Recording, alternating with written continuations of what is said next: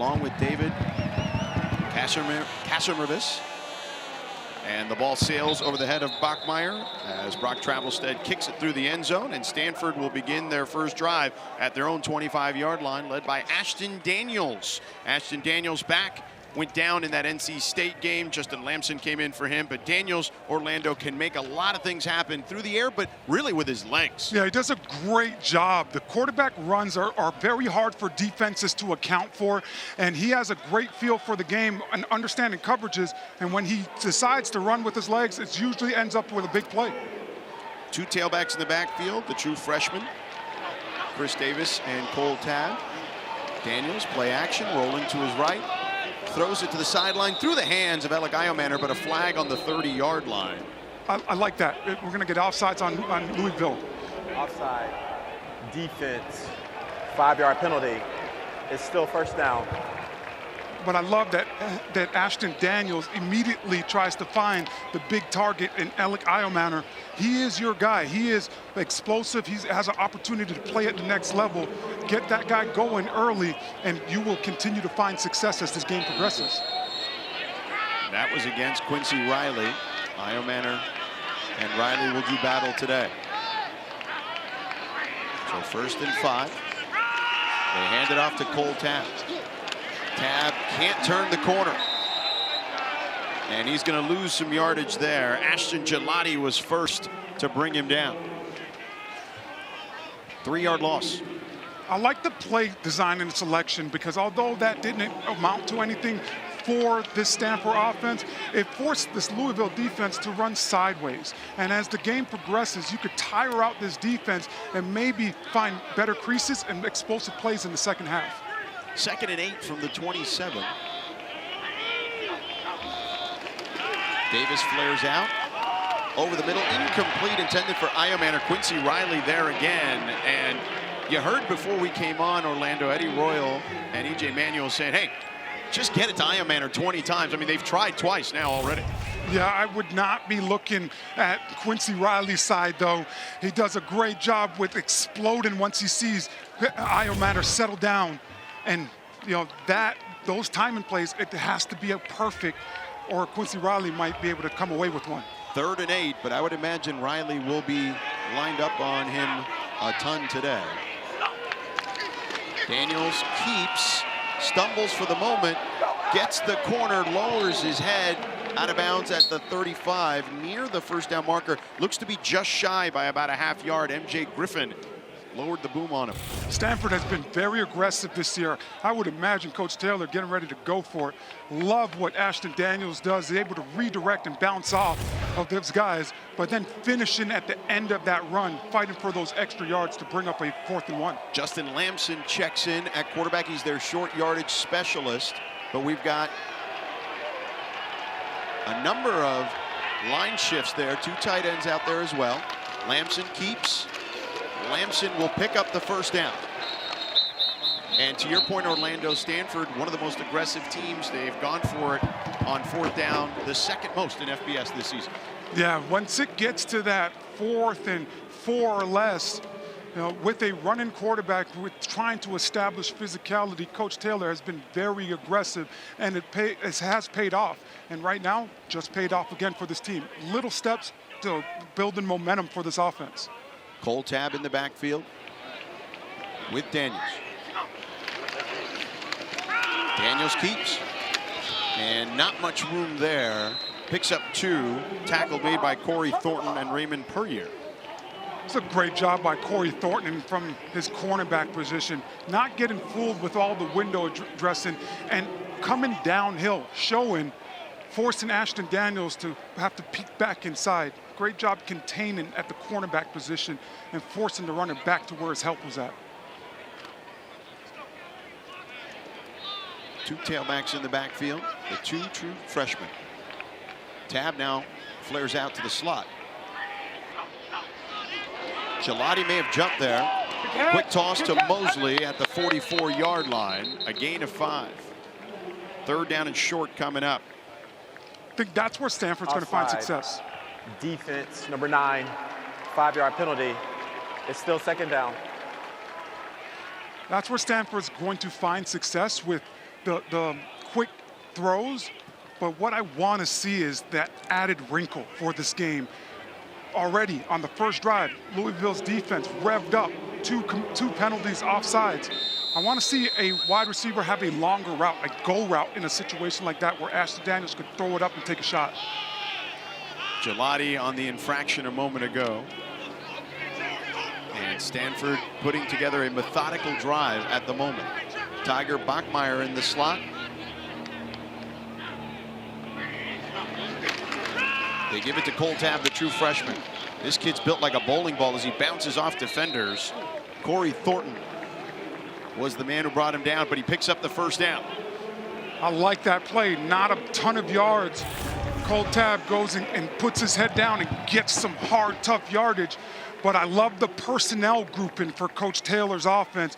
11 personnel. You talked about Tiger Bachmeier. I think that really gives this offense the best players on the field to succeed and be as explosive as possible. And now Ismail Sisi checks in the slot. Ashton Daniels keeps, goes straight forward to midfield. TJ Quinn wrapped him up at the midfield mark. Great job by Louisville's defensive line, playing some good run gap integrity, not giving Ashton Daniels a lot of space or room to operate. Again, the two freshmen in the backfield, Chris Davis Jr. and Cole Tabb. Davis Jr. from Mississippi and Tabb from Florida. Numbers four. 2nd and 8, 8th play of the drive. Daniels. Pressure coming, taken down from behind, but it'll be right at the line of scrimmage.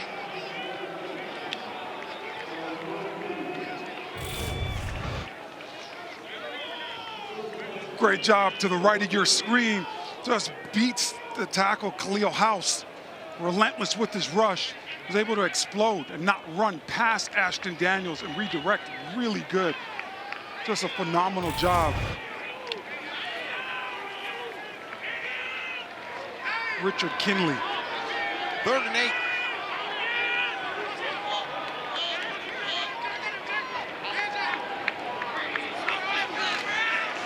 Daniels pitches it on the option to Tabb, and he's met right at the line of scrimmage. Excellent defensive play by Quincy Riley, who snuffed it out for Louisville. 4th down and 8 upcoming. When you play off coverage and you allow your DBs to play a little soft, they have to be able to show fast. Quincy Riley does a great job navigating the traffic on the perimeter and comes downhill to put a nice hit on Cole Tabb. Aiden Flintoff to punt it. Quincy Riley to receive. This one a wobbler. Riley gets taken down immediately. A 40-yard punt, 2-yard return. Aaron Morris brought him down. We're scoreless here on the farm at Stanford.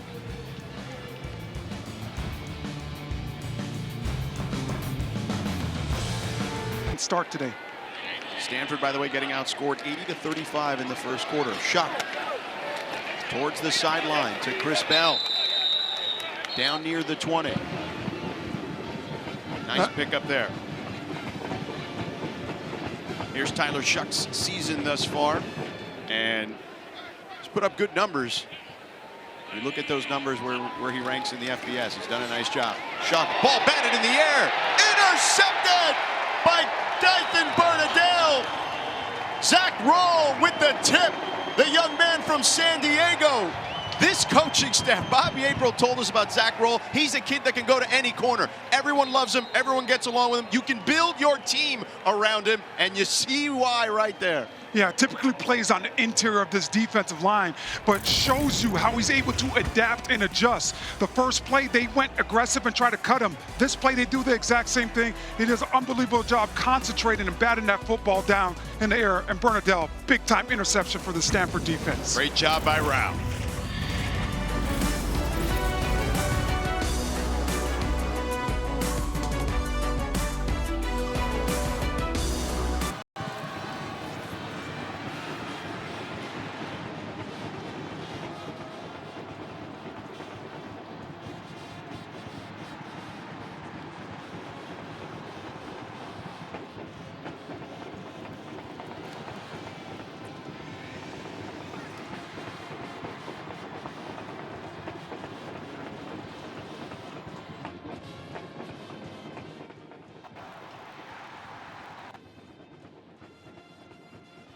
No, Clemson and Pitt. Nate Yarnell, the start for Eli Holstein, who's injured. He gets a touchdown pass to Bartholomew, his tight end.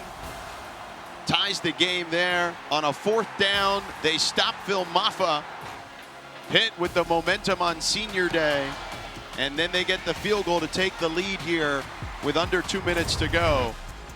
If Pitt wins, that helps Louisville for sure. But here are the chances of all the ACC teams in regards to making the ACC championship game. George Sedano, Orlando Franklin, Morgan Uber with you here at Stanford.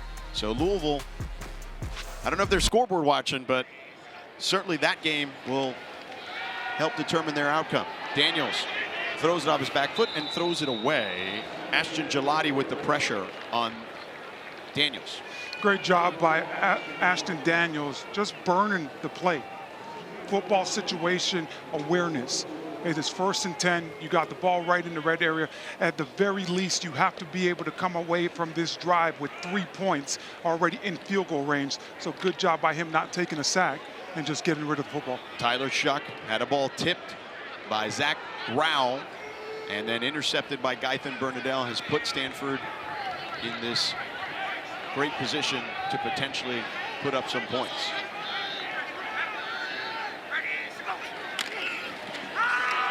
Tab on the left side, not much there. We do have an update that Clemson just had a big 50-plus yard run to take the lead late in that game.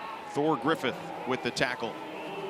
Some tough yardage going in the interior of that defensive line.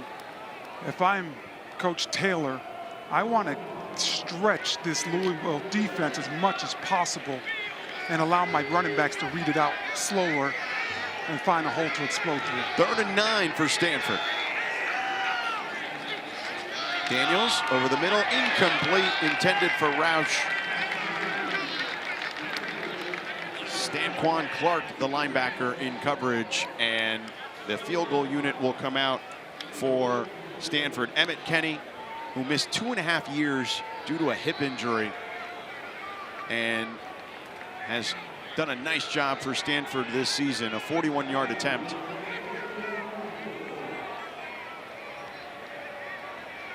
This is positive for the Stanford football team, being able to get some points earlier in this game. Defense coming up big. The kick is up, and it is good. Emmet Kenney, now 11 of 13 on the season, and Stanford gives the home team and the home crowd something to cheer about.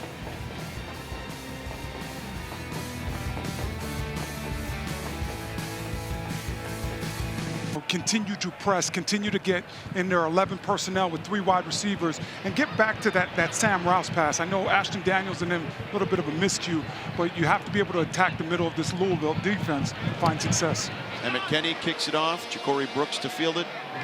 Inside his 5. Brooks hurdles a defender, and a flag comes in after that as Brooks gets past the 25-yard line. Tonight at 8 Eastern here on ACC Network and the ESPN app. Our college football During prime the return, holding, receiving team number 83. 10-yard penalty, 1st down, Louisville. That's Mark Redmond, the starting tight end. Now let me tell you about how tonight at 8 Eastern, 5 Pacific on ACC Network and the ESPN app, our college football primetime matchup features Wake Forest at North Carolina. West Durham, Tom Lugaville, Dana Boyle will be on the call there. So Louisville already with a turnover, Orlando, and now going backwards to begin this drive. Isaac Brown in the backfield with Tyler Shuck. I've always thought the kickoff return very hard, so much space to block. Mark Redmond committing a foul. Brown pushing the pile forward a little bit for about 1.5 yards. Anthony Franklin brought him down. I think that's what you got to do if you're Jeff Brom. You got to get back to your run game. This offense, very balanced this year. 271 rushes with 17 touchdowns, 316 passes for 18 touchdowns for this offense. But they got to be able to establish the run game early in this one. Empty backfield. Shuck, quick toss to the boundary. Complete to Brooks. who makes a couple of guys miss and taken down out of bounds at about the 20-yard line.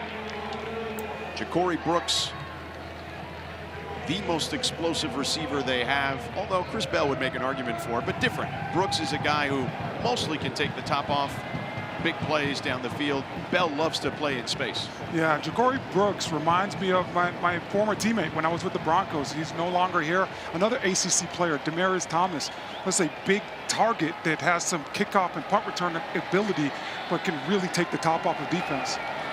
Brown with the handoff, and Bernadelle met him right at the 21. He'll be shy of the first down. Bernadelle in there as the green dot today.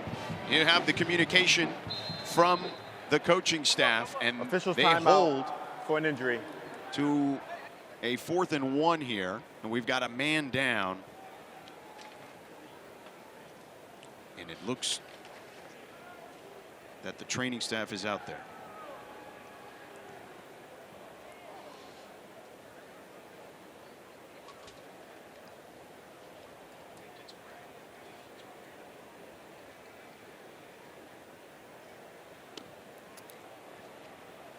Isaac Brown. Yes, the true freshman from Homestead, Florida.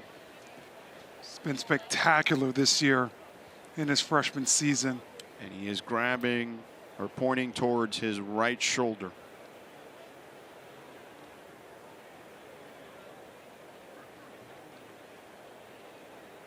It's been so good for this offense this year, giving them an extra layer. Explosive in space. Just means a lot. I mean, as a freshman coming in and doing the things that he's done, it's been incredible to see.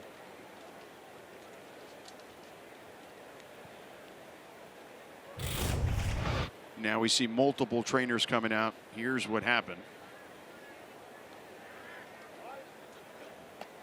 He just got sandwiched in there, it looked like.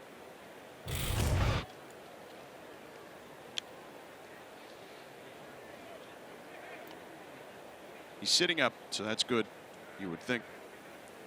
Very positive sign. I could imagine his teammates being very worried about him. The game of football, so much goes into it. And he's on his feet, so that's good. And a round of applause for the true freshman from Homestead, Florida, Isaac Brown. Gaithan Bernadelle, who made the initial stop there on Brown, has made 2 big plays already in this game, has an interception, and then that stop there. Tristan Sinclair, his linebacker teammate and the captain of this team, not available today. He tried to warm up, was out there in pads, and now in street clothes at the moment. And he's kind of the heartbeat of their defense, so Bernadelle filling in admirably there. Big time stop for Stanford's defense on 3rd down, forcing Louisville to punt. Bachmeier fields it inside the 40, a 40-yard punt, no return. And Stanford will begin their next drive at their own 39-yard line as you see Isaac Brown headed into the tent. Right now, Stanford's defense coming out big, giving this team something to be excited about. They have held up their end of this deal. This offense now has to continue to find success and convert and move in the chains. Put together a drive to reward your defense and allow them to make some checks on the sidelines. So Ashton Daniels takes over at his own 38 officially.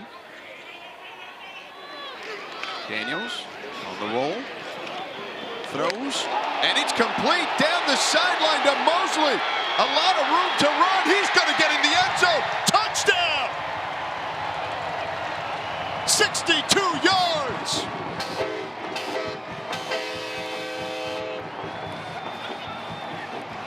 Tiger Bachmeier with a good block in the receiving corps.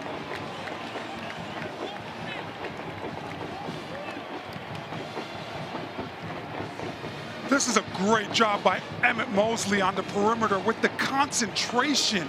And as you mentioned, partner, Tiger Bachmeier downfield blocking. The ball doesn't go to him, but blocking for that other roommate in that wide receiver room.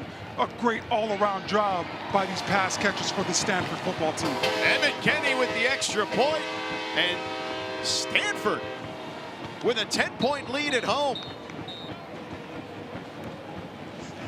Those are the offensive linemen's best drives right there, George. You know, you go out there, one play, big, huge, explosive. Now, Coach, let me get back on that. Let me get back to the sideline so I can drink some water. You should be fired up if you're Stanford right now as a football team because you are playing really good complementary football. That's Mosley's second touchdown of the season. And Daniels hit as he throws, and then Mosley had a lot of green grass in front of him. Bachmeier helped him out, and he scoots into the end zone.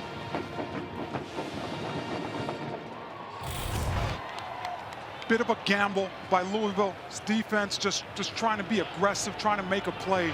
And when you try to go for the ball, you know, that's what you open up. The ability for a guy like Emmett Mosley to catch it and have a lot of open grass. And he does a tremendous job of showcasing his speed and athletic ability. Played some running back in high school, as you could see, very good and comfortable in space with the ball in his hands. One play, 62 yards, 11 seconds. They pooch this one to the up man for Louisville inside the 20. And he finds a crease and gets beyond the 40. Nate Kariski, the tight end, the backup tight end, did a nice job, a 22-yard return. And that might have backfired on Stanford a little bit after a good start. Tonight at 6:30 Eastern, 3:30 Pacific, the ACC Huddle crew will have highlights and complete breakdowns of all the afternoon games. And they'll preview the nightcap between Wake Forest and North Carolina at 8 Eastern. Then after that game, a full postgame show to wrap up the evening right here on ACC Network and the ESPN app. Taylor and the crew will do a fantastic job as always. Duke Watson checks in for the injured Isaac Brown at the moment. Another true freshman. Play action for Shuck all day. Offensive line taking care of business. Shuck on the roll. Throws it out of bounds. So good job defensively in the secondary for Stanford. And this Stanford team, Orlando, off the bye. Both teams, right? Coming off a bye. But this Stanford team looking a lot different than what we've seen on defense. Yeah, they look a lot fresher and just rejuvenated. So the bye week did them really, really well. Well, they've had 23 injuries to their team this year, 14 out for the season. 2nd and 10. A lot of guys have been forced into playing maybe a little early and before they were ready this season for Stanford. Dwayne Martin in at halfback. Play action for Shuck over the middle. It is complete. Katarius Hicks picks up a big explosive there and a first down. A 26-yard gain, but a flag on the play. Ineligible receiver downfield. Offense number 71. 5-yard penalty. This one could be coming back. A legal second down. man downfield for Louisville. When you run the RPO, it puts you in a crazy situation. Monroe Mills, Tyler Shuck's old teammate back when they were at Texas Tech, commits the foul. And he's been playing with a lot of injuries. Typically, came into the season this year as the left tackle, has had to play on the right tackle position. There's been a lot of movement up front for this Louisville offensive line. Play action by Shuck. Launches one down the field for Brooks, too far. Double coverage there for Stanford. Scotty Edwards running step for step with him along with Mitch Lieber. That's a great job by Edwards and Lieber, not sandwiching Scotty Edwards and not committing a foul. I know Tyler Shuck wants that one back because Jakari Brooks was right there and goes off the fingertips. I would put that one in the memory bank and try to get back to it in the second half. Louisville's offensive line is a bit in flux, both due to injury, and they'll take guys out if they feel like they're not playing up to snuff. Like right now, Jonathan Mendoza is in at left tackle. He's the starting right tackle. Play action for Shuck again. Over the middle, too high for his intended target, Hicks. Tips and overthrows, got to get those. Stanford almost having an opportunity. Brandon Nicholson right there, the young talented freshman. But another great job by this defense of doing their job, taking care of business, and getting this Louisville offense off the field. Brady Hodges awaiting the snap at the 22-yard line. Tiger Bachmeier at his own 20 to field it. And a bad punt. That one might have been tipped. Bachmeier picks it up off the bounce and taken down at the 27-yard line.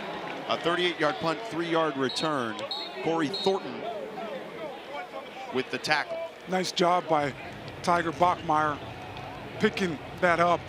I've always hated when the returners allow the ball to bounce because it puts your team in jeopardy. A guy could be trying to block and touch that football, and now it's a live ball.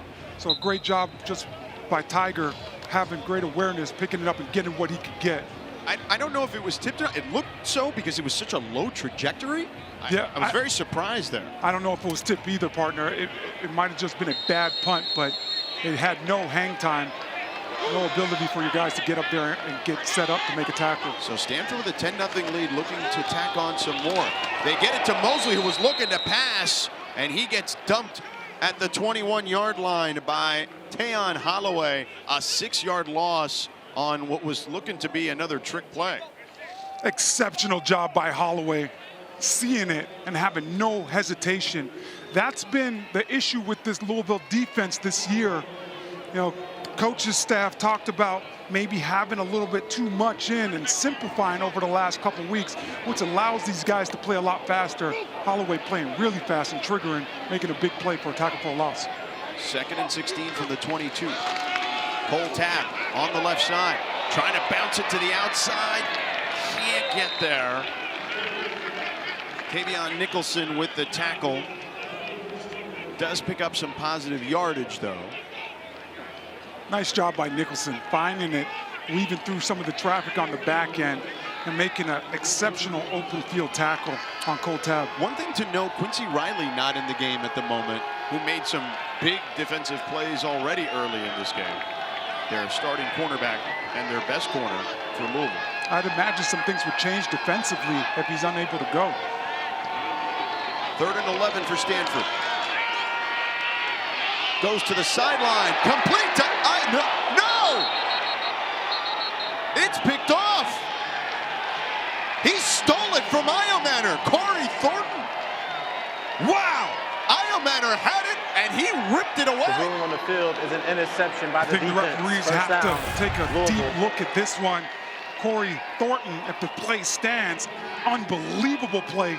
I just want another look because of how close it is to the sidelines. But yes, it looks like it is ripped out and both feet are in bounds for Thornton.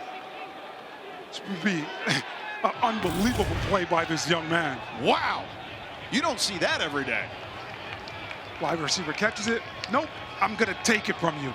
And now it goes to the defense. I was just gonna ask you if the fact that Louisville traveled on a Friday, we've seen teams from the ACC travel early on a Thursday, had maybe contributed to the slow start, and they're down 10-0, but Corey Thornton may be trying to put an end to that. Yeah, every time I've always traveled back to the West Coast and you gain time, the clock went backwards, we typically never messed around with traveling an extra day early.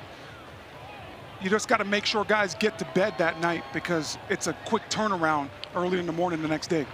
They are reviewing it to make sure that the change of possession happened. The previous play is under further review.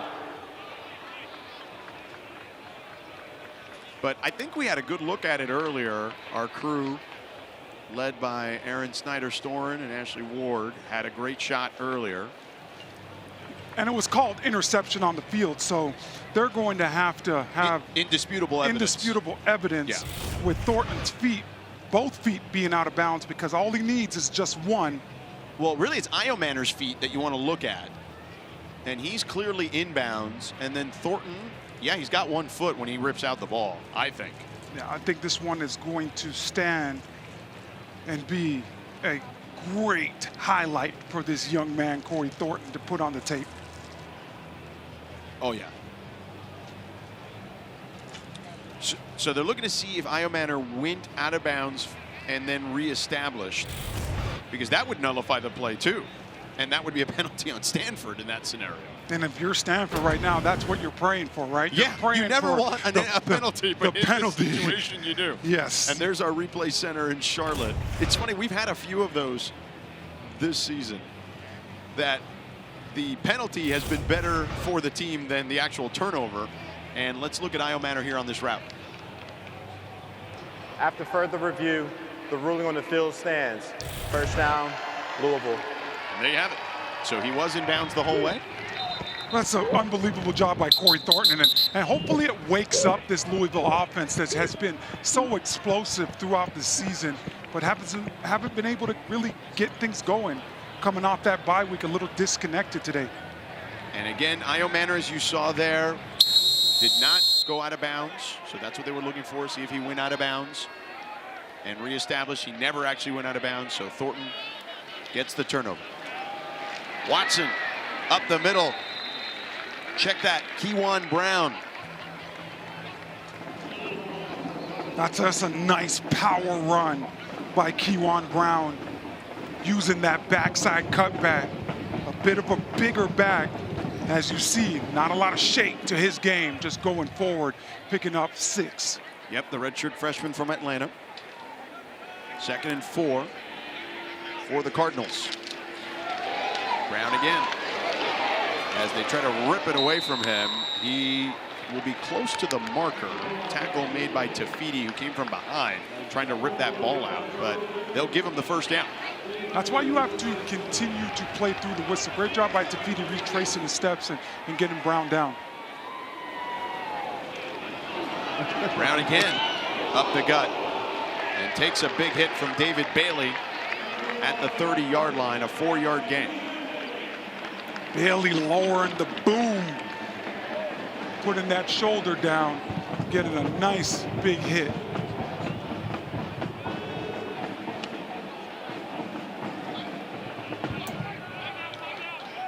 They will officially give him 3 yards on the play, so 2nd and 7. Shock with time, fires over the middle, it is caught! Jakari Brooks down near the goal line, down to the 1-yard line, a 29-yard gain. Body control. Man, 6'3", 195 pounds. You don't see people's bodies do this. Great job by Brooks adjusting to that football in the air. Kewan Brown met immediately by David Bailey.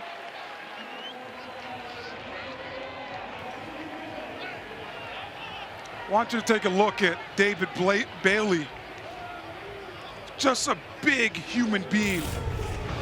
You really want to make sure, to the left of your screen, nobody blocks him. And he's able to run free and have a big hit in the backfield. If you're Louisville, you got to find 23 and make sure you get a hat on him, because he'll wreck a game for you. Donald Chaney in the backfield now, and he's got a lead blocker too. They give it to Chaney. Chaney plunges into the end zone for a touchdown. Louisville's on the board.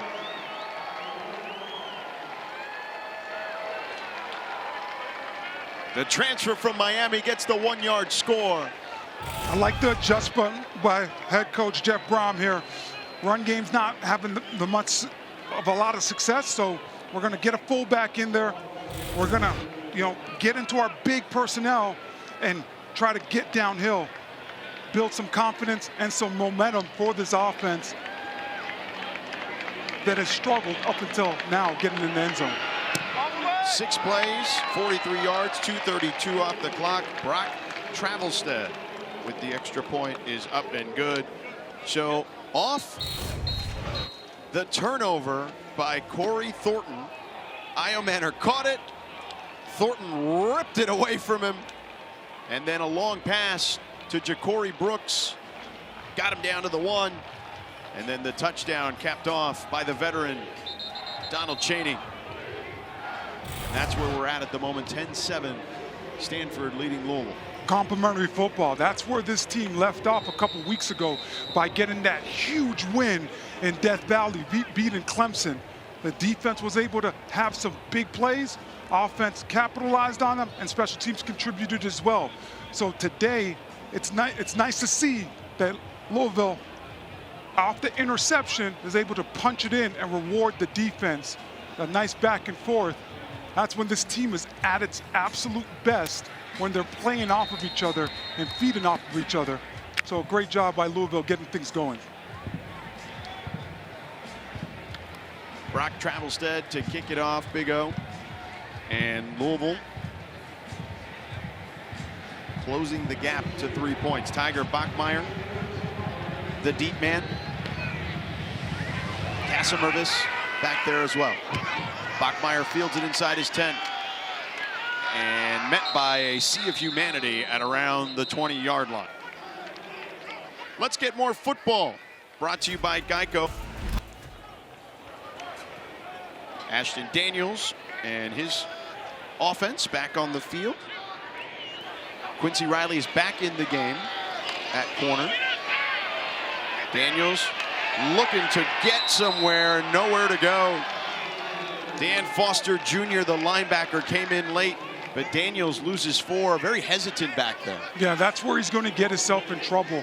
He looks like he wants to take one gap after going through the first couple reads of his progression, but then steps back. And when you do that, you just allow that rush for Louisville's defense to continue to condense that pocket and give you less space to operate. 2nd and 14 from the 16. Chris Davis and Cole Tabb, the pair of freshmen back there at tailback. Pump fake for Daniels, all day to throw. Takes a deep shot for Iometter. It's picked off. MJ Griffin just playing center field, but a flag on the play. Yeah, I think we're going to get holding on Quincy Riley, a talented cornerback for this Louisville team. Automatic first down. It's going to be on Griffin. Yeah, the referees called it that way, but Griffin was the one, the safety that came over for the interception. Pretty sure that that was on the talented quarterback, Quincy Riley. You know, that's a tough task. Going against Alec Iometter, you're going to see Quincy Riley right to the bottom of your screen right here, but it's tough. You're going against a very talented wide receiver, Alec Iometter, and the offensive line for Stanford gave Ashton Daniels all day to find the open guy. So 1st and 10 from their own 26. 5 penalties for Louisville for 25 yards. Daniels keeps it again and dragged down from behind after a gain of 1. If you're Stanford here at the end of the first quarter, That is the end. I would imagine you're first satisfied quarter. not only with a 3-point lead, the true freshman from Homestead, Florida, got hurt early in the first quarter. Ashton Daniels and Stanford on the pitch to Cole Tabb. He gets the corner and gets hit out of bounds at the 31-yard line. Flag on the play.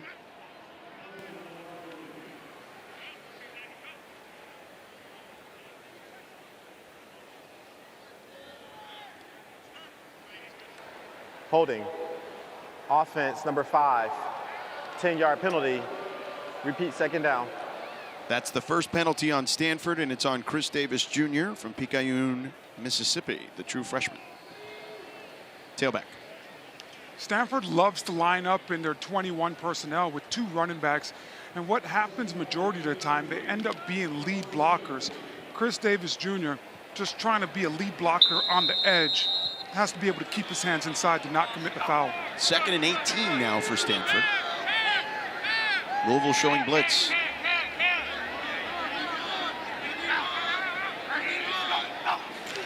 And Louisville might have jumped there again. Free play for Daniels. Throws it deep, and it's picked off by Quincy Riley. But it may be all for naught.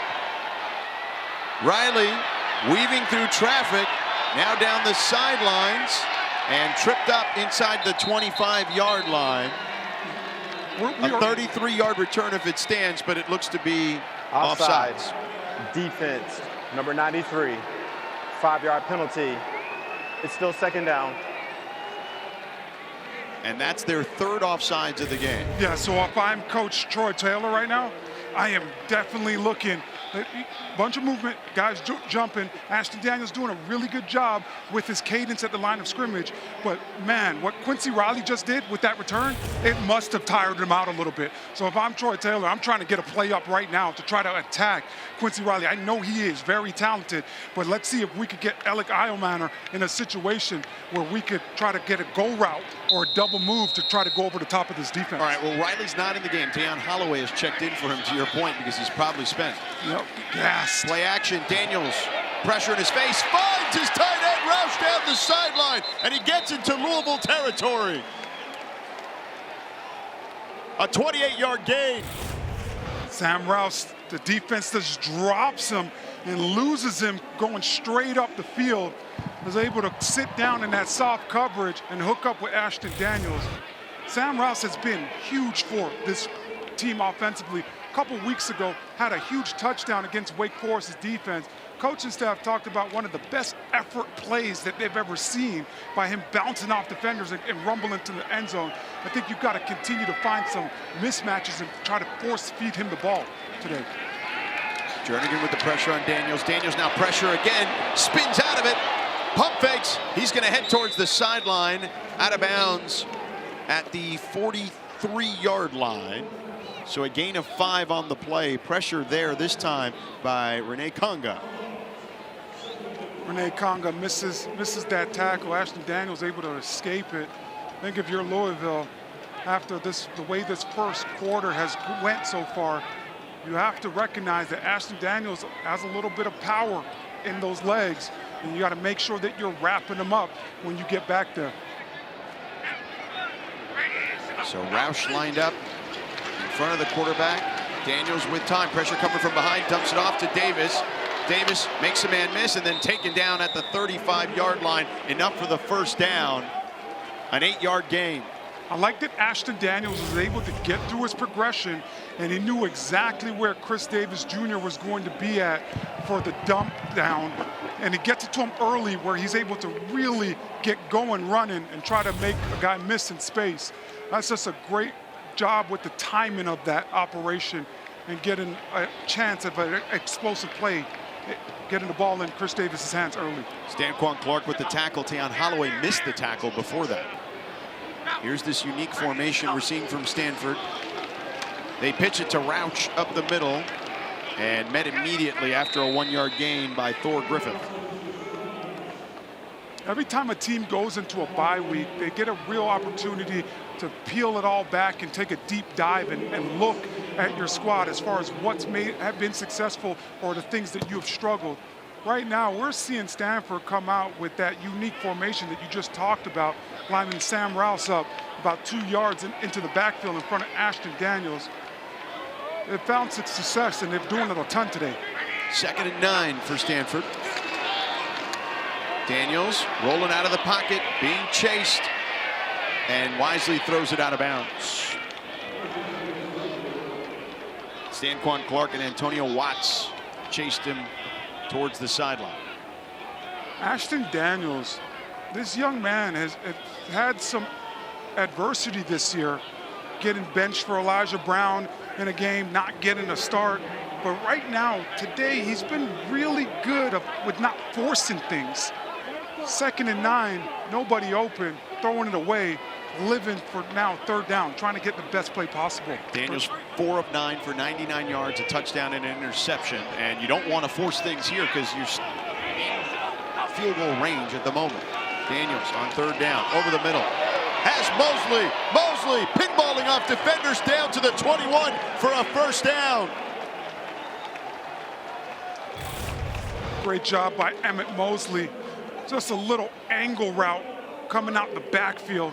A lot of window dressing. Was able to get him in space. Sam Rouse clearing it out in that defense. And Emmett Mosley with a nice run after the catch. And they'll mark him down at the 20. A 14-yard gain and a 1st down for Stanford. 2 receptions already for Emmett Mosley today for 75 yards. Daniels keeps, bounces it to the outside, takes a hit and keeps going as he gets inside the 15. Tayon Holloway took the shot from Daniels. This Louisville defense has come out, and you're seeing some sloppy play, some missed tackles out in the open field. Holloway just bounces right off of Ashton Daniels, and Ashton Daniels showing you his toughness and what he's willing to do for this football team to find success. Cole Tab in the backfield, the lone back. Now we see 3 receivers. Daniels keeps again. And this time met immediately by Corey Thornton, who had the turnover or caused the turnover earlier today. 2nd down upcoming. It's a nice job by Corey Thornton. 3rd down, excuse me. Not hesitating and seeing Ashton Daniels running the quarterback counter and coming downhill, making a nice tackle. 3rd and short. I would try to get Sam Rouse some kind of pass in the middle of this Louisville defense. Daniels, quick toss to the middle, finds Mosley for a first down. Mosley, a 7-yard gain, finds a nice little pocket there in the zone, and Stanford going quickly. Good job by Mosley, exploding off the line of scrimmage, creating some separation and getting a nice easy catch, moving the chains on 3rd down. 1st and goal from the 5. Daniels keeps again, bounces off a defender for the moment and down to the 3, a 2-yard gain. Stanquan Clark, well, the ball came out, but that ball was whistled dead. The ruling on the field is the ball carrier was down prior to the ball becoming loose. It's 2nd down. Clark made the tackle of Daniels. Got to get more out of your offensive line. Some missed blocks. Khalil House is on nobody, running the quarterback counter.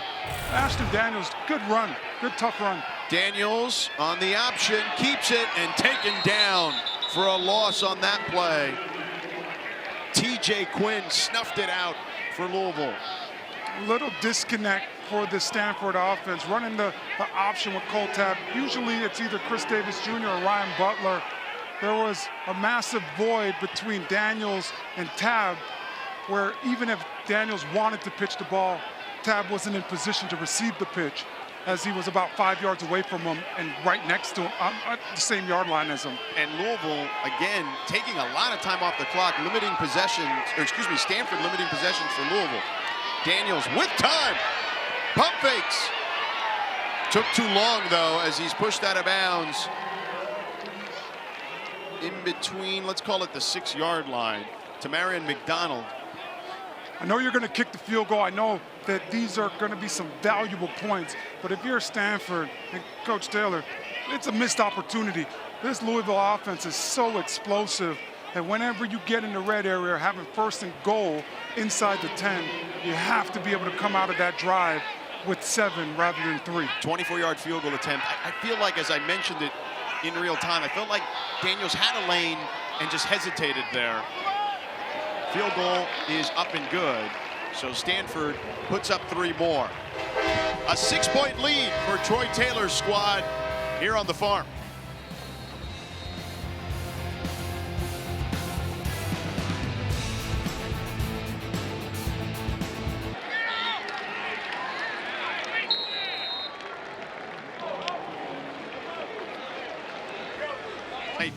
At 7 Eastern, 4 Pacific, the Seminoles have won 7 of the last 8 meetings against the Gators. George Sedano, Orlando Franklin, Morgan Uber with you here. Stanford, 15 plays, 74 yards, 9-11 off the clock. Their longest drive of the season, capped off by a 24-yard field goal by Emmet Kenney. And he will kick it off. And this one might go out of bounds. It does. There's the flag on the play. Free kick out of bounds. Kicking team. The ball will be placed at the 35-yard line. 1st down. Crucial mistake by Stanford right there. Yeah. 3 yards. Timeout on the field. Watson, the other true freshman at tailback, are in the backfield at the moment. And Watson gets it, finds a crease, picks up the 1st down, and near midfield for Duke Watson. A 15-yard gain for Watson, the true freshman from Georgia. This is a great job by Duke Watson, finding the hole behind big left guard Gonzalez, and then exploding. Isaac Brown, coaching staff, talked about how he doesn't miss practice, so I could tell that young man is frustrated and wants to get back in this one. And Watson again gets the carry, breaks some tackles, picks up 6 on the play. Scotty Edwards tripped him up. So talented. These young running backs, we're seeing more often than not, coming to college and be able to play right away and just be ready to help their teams out. When we talked to the coaching staff about Watson, they told us he's even better at change of direction than Brown is, as he goes straight forward, wrapped up quickly by Scotty Edwards. Yeah, the future is very bright. Louisville losing some firepower in that running back room last year to a couple guys going to the draft. But man, they were able to reload with that recruiting class. Yep, Jawar Jordan, Isaac Garenda, who plays up here for the Niners. 3rd and 2 for Louisville. Shuck changing the play. The veteran Donald Chaney in the backfield now. Chaney gets the handoff. Chaney right up the gut, picks up the first down. Down to the 36-yard line, a 6-yard gain. Mitch Lieber took the brunt of that Chaney punishment. This is a great job of running wide zone, allowing Chaney to read it out and pick what hole he wants to run the ball in. Shuck, quick pass to the boundary. Brooks makes a man miss. Brooks on the run. Brooks takes a big hit out of bounds by Gaithan Bernadelle. And he was inbound, so that's fair play. Yeah, and it's the body blows, right, for this Stanford defense. You want to play through the whistle. You want to get after it and try to deliver a blow. Corey Brooks, great job drop stepping on Aaron Morris and getting that separation and exploding. Shuck play action. Toss to the left side to Hicks. Hicks inside the 10 to the 5-yard line. So Mitch Lieber in coverage there. If I was Stanford and Bobby April, I would try to call a timeout right here for this defense. Louisville has been able to get explosive play after explosive play. Maybe call a timeout to allow my guys to catch a breather and call in a different package defensively.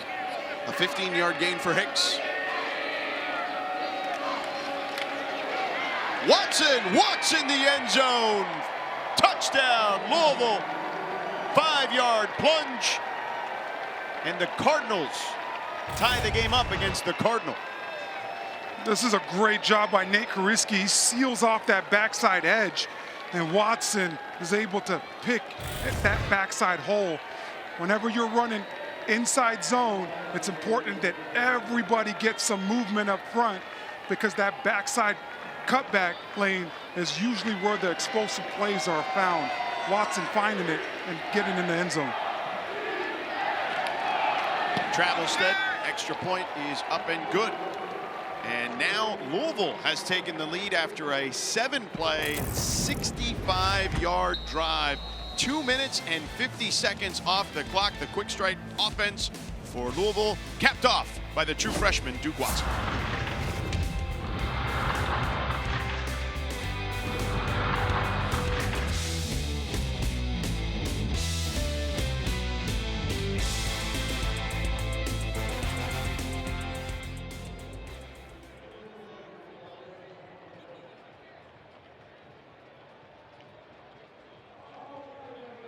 At Stanford, they put together a nice drive on the back of their running game. Yeah, they got after it and allowed the offensive line to really get physical.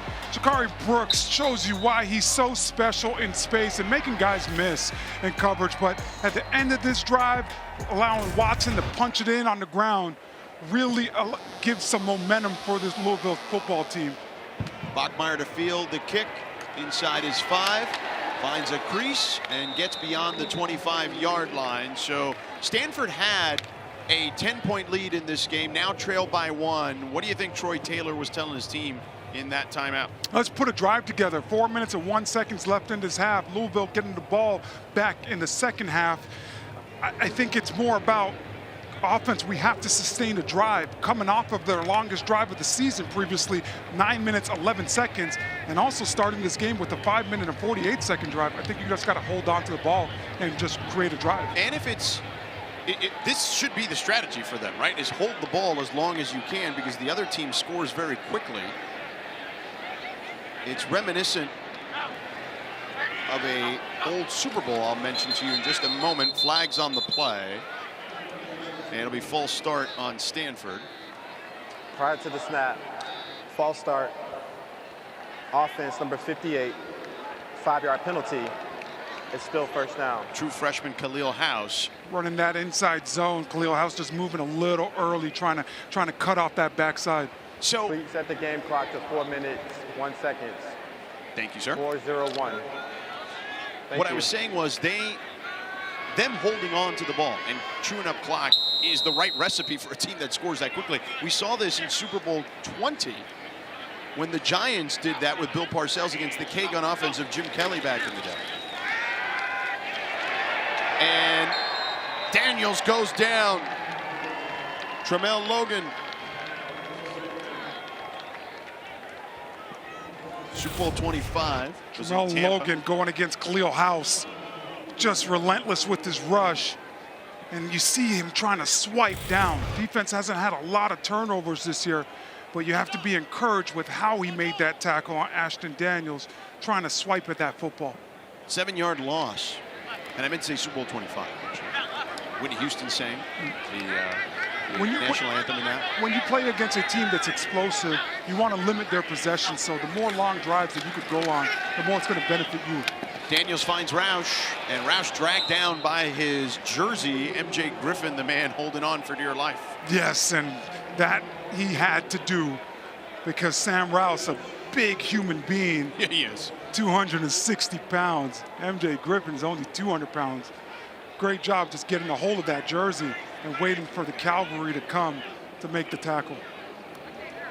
The line shift defensively for Louisville. Updates from all around the ACC. George Sedano, Orlando Franklin, Morgan Uber with you here at Stanford.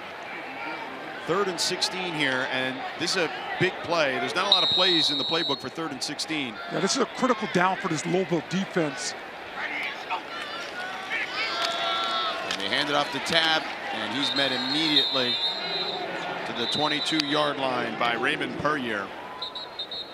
And this should run it down to the 2-minute timeout. Timeout. Louisville, their first of the half. And Jeff Brom is like, nope, I'm going to give myself some more time. Reset the game clock to 2 minutes, 28 seconds.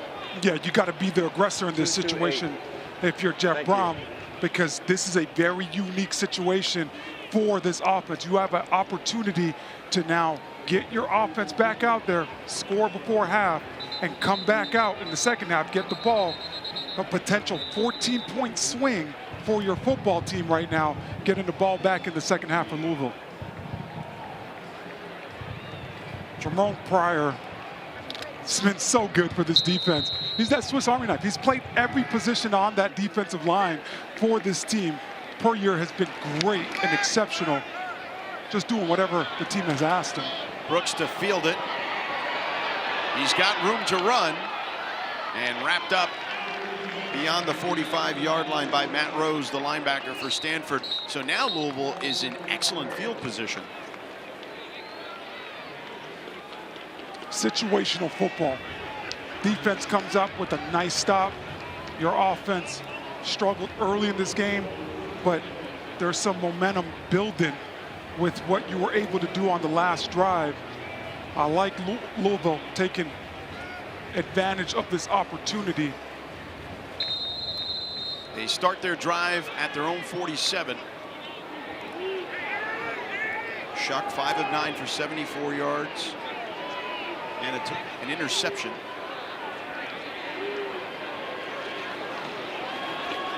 They hand it off, and they get into Stanford territory.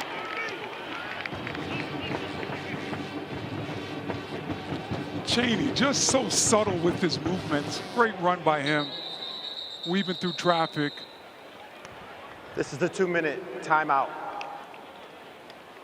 2-minute timeout for Jeff Brom and company, and they're trying to figure some stuff out here as they're trying to get on the board. Orlando, as you mentioned, right here before the end of the first half. We've had a good one here at Stanford. Louisville trying to extend their lead.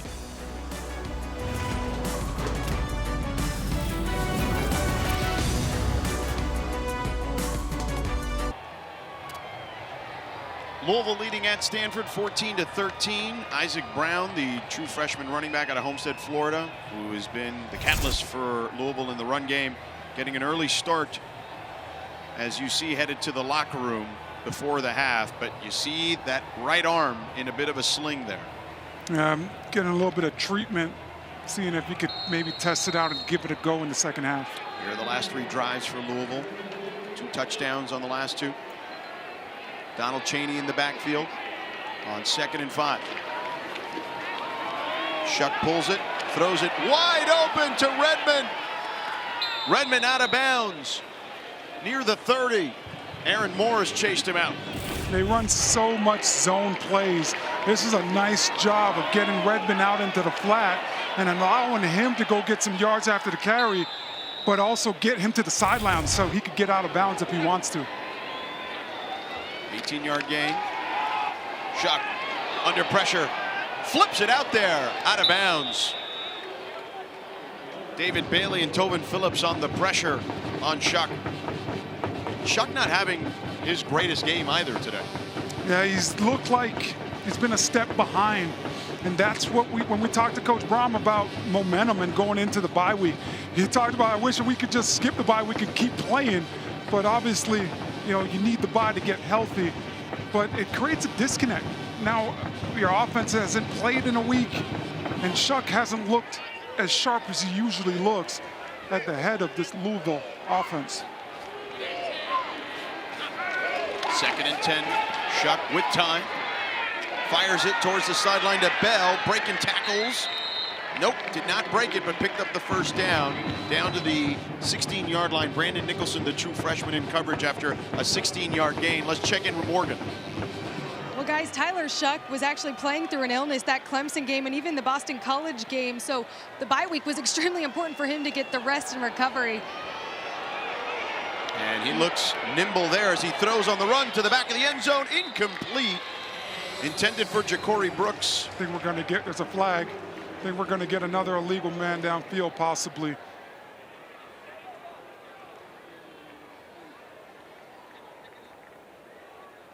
The flag at about the 15. There is no foul for ineligible receiver downfield as the ball was legally grounded out of bounds. It's 2nd down. There you have it. But back to what Morgan was saying. How about Tyler Shuck with the MJ flu game? Yeah. You know, going into Death Valley, having an illness and pulling off a big upset.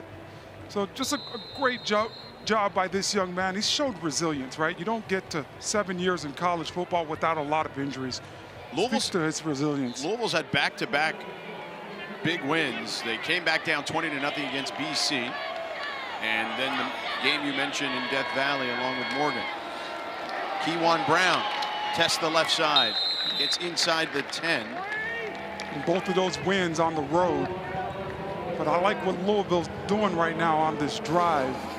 Really taking their time and setting up the plays. Well, they get the ball back, so I think they can take their time here for sure. Big 3rd down right here. 3rd and 5. I try to go to the middle of the field. Pressure coming over the middle. Caught. Touchdown. Chris Bell. 10-yard score.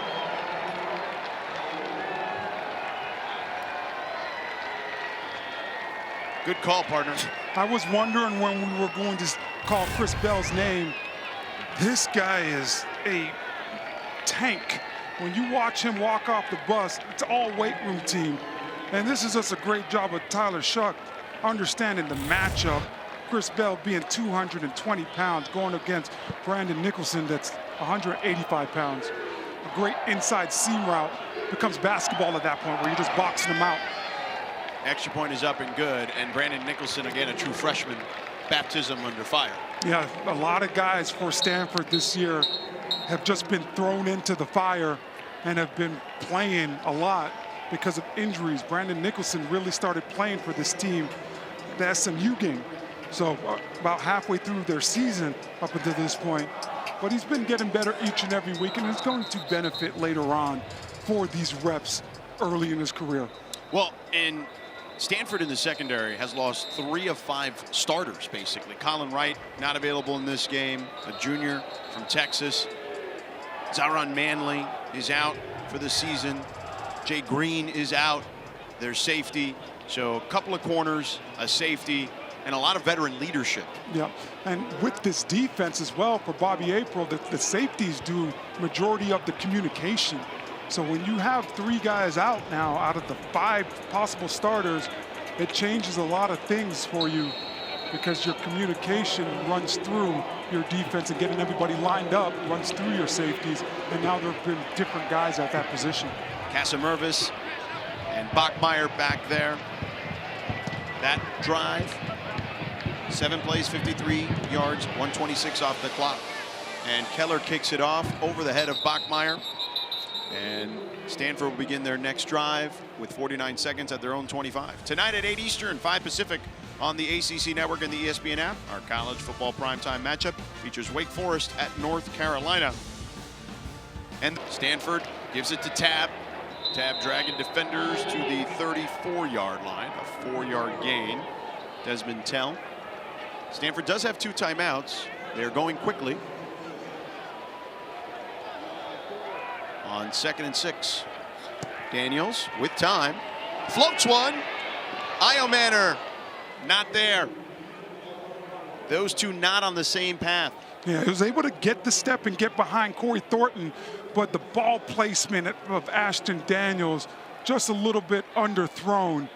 And Iomanner having to turn around and try to find that one, not able to connect. No catches for Iomanner yet, and they were throwing it to him early and often, but have kind of gone away from him.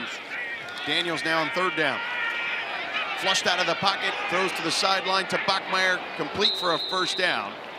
It's a really good job by Tyler Bachmeier, working the sidelines, understanding the situation, trying to convert on 3rd downs, gets right to the 1st down marker and stops and waits for Ashton Daniels, and able to get out of bounds to stop the clock.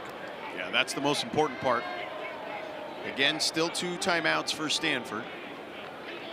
Continue to work those sidelines. Try to get a shot, get in field goal range. You can take shots over the middle too because you got those timeouts. They go to the sideline again to Bachmeier. Bachmeier breaks a tackle and then gets out of bounds wisely. So 12 seconds left. Missed tackle by Corey Thornton. A really good job by Tiger Bachmeier, just finishing at the end. Guys are not going to wrap you up. You got to run through those arm tackles and keep going, keep moving the feet. But if you're Stanford, you got to take bigger chunks because there's not a lot of time here. Yeah, but Louisville's been doing a great job with their 2 safeties and running those guys very far back, trying not to allow guys to get behind them. But yes, partner, you want to get a chunk somewhere. 2nd and 4. Emmet Kenney's long this year. The kicker, 51 yards. Daniels in trouble. Won't matter because he's wrapped up and taken down. And that'll do it. Nope. 2 seconds left. Conga brought him down. Out. Stanford, their 2nd of the half. It will be 30 seconds. When you are rushing against a quarterback that has a running threat that could use their legs, it is so important that your defensive ends, your edge rushers, do not run past the quarterback.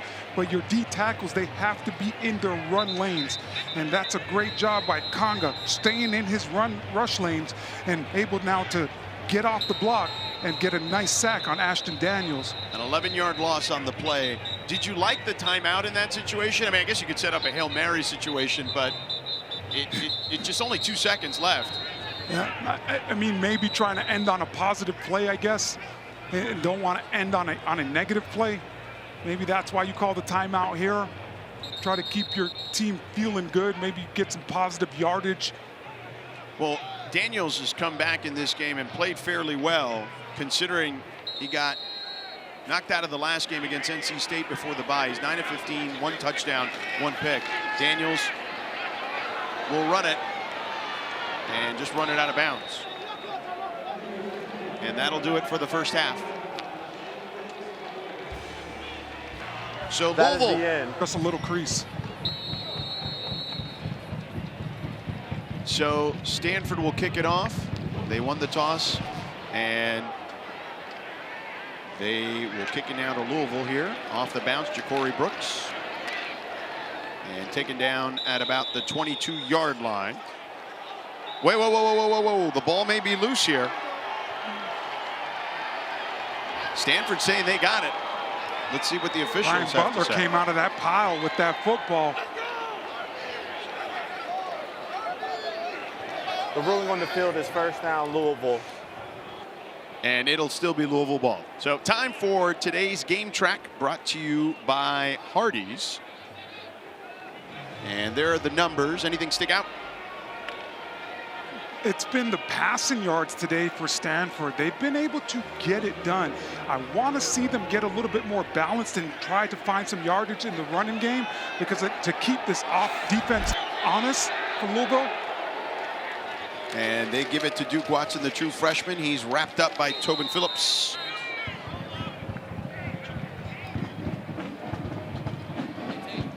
And again, Duke Watson playing for the injured Isaac Brown, who went into the locker room before the first half ended. Stanford's got to come up with some big plays here in the second half defensively. They started the game off really well, having an interception on the second play from scrimmage today. Let's see if this defense could do something to capture the momentum here in the second half. 2nd and 9 here, play action. Shuck finds Brooks on the outside as he finds a crease and pushes forward to the 40-yard line. Mitch Lieber in coverage. Mitch Lieber making that tackle, but Aaron Morris is going to have to do a better job of closing down the distance, whether that's pre-snap alignment or as the play progresses, being a little bit closer in coverage. 1st and 10 from their own 39.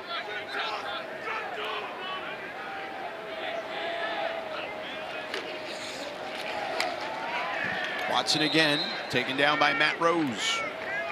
Rose took him down at the 42-yard line. Nice job by Matt Rose, stepping up from that linebacker position, but staying very loose and active where he's able to explode away and make a nice tackle in the open field. 2nd and 7.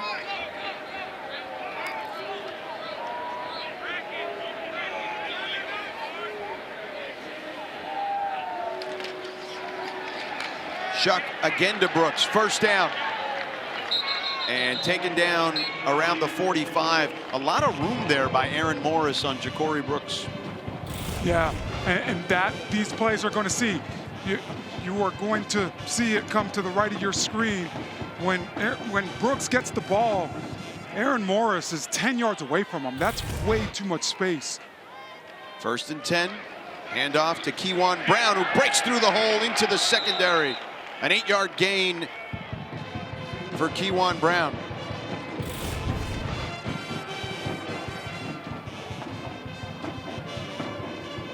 Great job right here, being able to finish and make the tackle. But right now, man, Louisville is showing you how they could go from pass to run and making a lot of things look the same, finding some success early here in the second half. 2nd and 2, Brown in the backfield, Kewan Brown. They toss it to Brown. He loses the football and able to get back on it. It'll be a loss on the play. Ernest Cooper caused havoc there defensively for Stanford. A 5-yard loss. Little disconnect right there between Brown and Shuck. Hopefully this offense can overcome now with this 3rd and 7 coming up. 3rd and 7, empty backfield. No running backs out there. All receivers. Shuck with plenty of time. Dumps it down to Hicks, and Hicks is going to be short of the 1st down. A stop there by Stanford. And now Louisville's kind of in no man's land inside the 40. What are they going to do here? Man Officials down. timeout for an injury.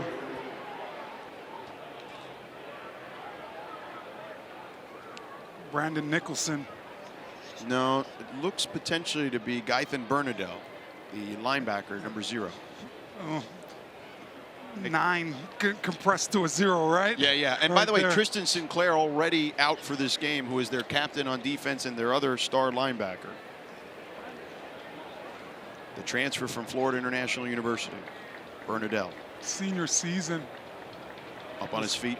Celebrated earlier today, senior day. Nice to see him beginning to jog off under his own power.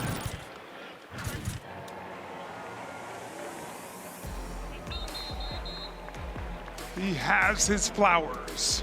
And great job. I remember back when I had senior day, just being able to walk out in front of your fans for one last time and reminiscing about the last couple years of your life and what you've been able to accomplish, the good times, the bad times. Such an important day, and a day that you remember forever. And he's limping, though. He doesn't want to remember that ankle injury potentially, or that leg injury forever. It's 4th down and Louisville's going. Josiah Galvin and Matt Rose in at linebacker now for Stanford. They're showing blitz. Hicks in motion. Shuck. They pick up the pressure. Shuck throws over the middle, and it's complete to Ja'Cory Brooks. Matt Rose wrapped him up. Short of the first down. All 11 guys for Stanford. Great job with the rush. I know it wasn't a sack or a quarterback pressure, but it's a great job by all 11 guys. So Stanford holds, looking to get back in this one.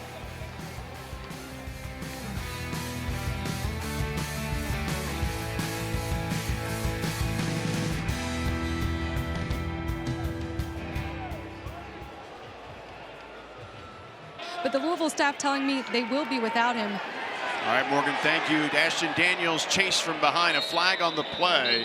Perrier brought him down. It'll be a loss on the play, but let's see what the laundry's about. I think this is going to be a double negative with a Personal foul, illegal hands to the face, defense number 94, 15-yard penalty, automatic first down. That's Jordan Gerard. Referee threw that one right where it's usually holding, but you're going to see right in the middle of your screen, Gerard gets his hands up, and he just got to replace it, got to take that hand off and refit it. Often when defensive linemen are trying to press to get off of a block and create separation, they're fully extended, but you just got to refit that hand or move it for a second and try to get it a little bit lower. Yeah, and he's out. Chris Davis and Cole Tabb in the backfield. There's that formation we mentioned right at halftime. They flex out of it. Daniels with time.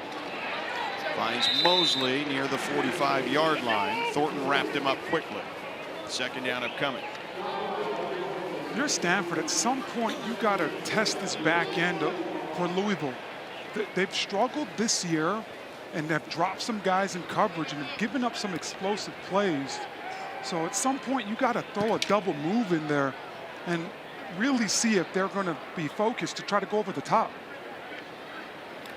They have been reluctant to take that chance. Daniels now floats one to Iomanner, but took a long time to get there. Quincy Riley breaks it up as they threw across the field on that one. You got to put a little more zip on that one if you can, no? Iron sharpens iron. Quincy Riley, again, another great play. Want to see Ashton Daniels lead Alec Iomanner to the sidelines a little bit more. Get it out faster. Get it out in front of him, yeah, where only he could make a play on that. When you put it high and it hangs, Quincy Riley's able to make a play on the football. Iomanner, no catches today. 3rd and 7. Daniels, pocket collapsing, and he's taken down, loses the ball for a moment, wrapped up by Jared Dawson. Let's check in with Morgan. This was exactly the problem that Troy Taylor was telling me. They had to do a better job up front, blocking in and pass protection. I've been watching quarterback Ashton Daniels on the sidelines, and he's looked so defeated and frustrated. And I asked Coach Taylor, is there anything wrong? He said, look, it's been a physical game. He's taken some blows, but we're here to win this. They find themselves behind the 8 ball at the moment. They're in the game. Punt here, out of bounds. And they will mark it officially at the 15. And that's where Louisville will take over. 43-yard punt, no return.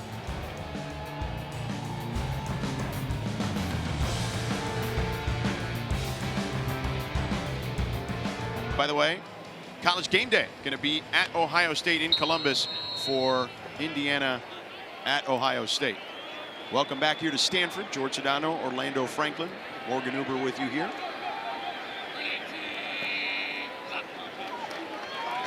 Shuck a sidearm to Brooks, met immediately. Nice job there by the true freshman Darius Davis from Louisiana. We got a lot of true freshmen making plays for the Stanford team out of necessity. Yeah, this is an exceptional job by Davis. No hesitation, refuses to be blocked in open space, and makes a great tackle on Brooks. No gain. Gaithan Bernadelle back at linebacker. Good to see him there for Stanford. They find Brooks with a hole there. Finds a hole in the zone and tackled near the 30-yard line at about the 28. 13-yard gain. Ja'Cory Brooks just continues to show you how versatile he is, whether running down the field on go routes or going across the middle. Just does a great job and is a great option for Tyler Shough. 1st and 10. Shough again, this time to Bell. Bell popped by Zach Rowell. The big fellow coming out of that defensive tackle position, running downfield. You gotta love the effort of Zach Rowell and just getting after it. Check that. That was Anthony Franklin. That's my fault. But both Rowell and Franklin have had good games today. Yeah, anytime you get a defensive tackle downfield making plays, it's a good thing. Timeout.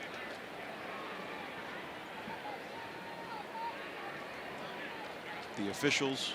The previous play is under further review to determine if there is a foul for targeting. Yeah. And that could be on Franklin, who made that big hit. Targeting is such a tricky penalty, especially in real time. You got a guy like Anthony Franklin that plays defensive tackle trying to run and give effort for his football team. And now, you know, trying to, when you get the opportunity to put a hit on somebody, you want to be able to kind of lower your shoulder, lower your body, and try to deliver as much force as possible. And again, targeting is the crown of the helmet, the 6-inch radius around the crown of the helmet. It looked like he hit him in the body there. I didn't see much any helmet contact. And 21 had him low, which is Scotty Edwards. Yeah, Edwards has him low. He's trying to fight for extra yards. I'd be shocked if this referee crew, you know, puts out the targeting foul by Anthony Franklin. That would be a huge loss for this defense.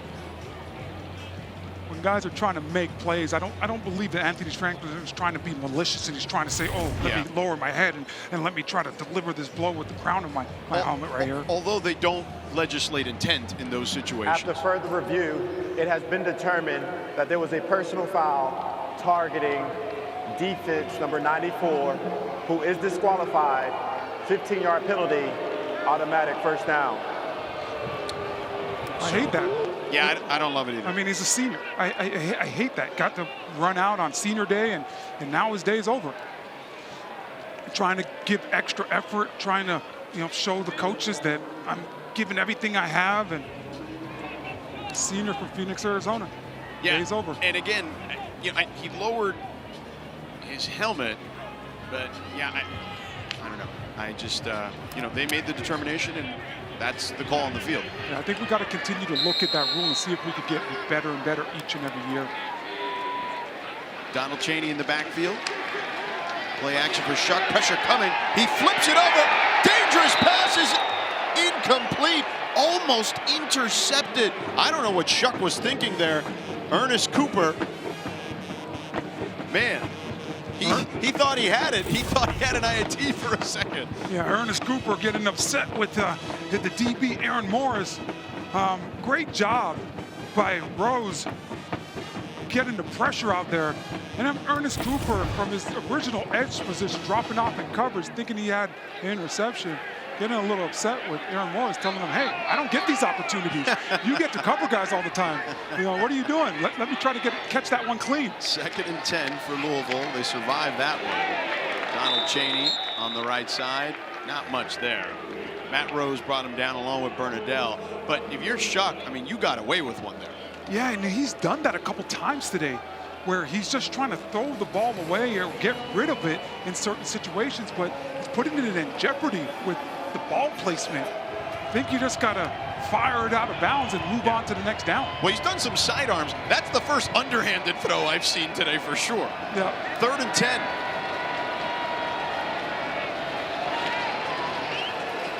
Into the flat, incomplete. Chaney couldn't hold on. It'll be whistled dead, and Stanford holds. Donald Chaney might have looked upfield. This is just a quick running back screen and trying to get the guys to block on the perimeter. Might have took his eyes off that one to look at the blocking and see where the hole was at. He's not able to complete that pass. Louisville to punt. Tiger Bachmeier awaiting the punt at his own 10. A spiraling punt. Bachmeier fair catches it at about the 7-yard line. 45-yard punt, no return. We got a one-score ball game here at Stanford.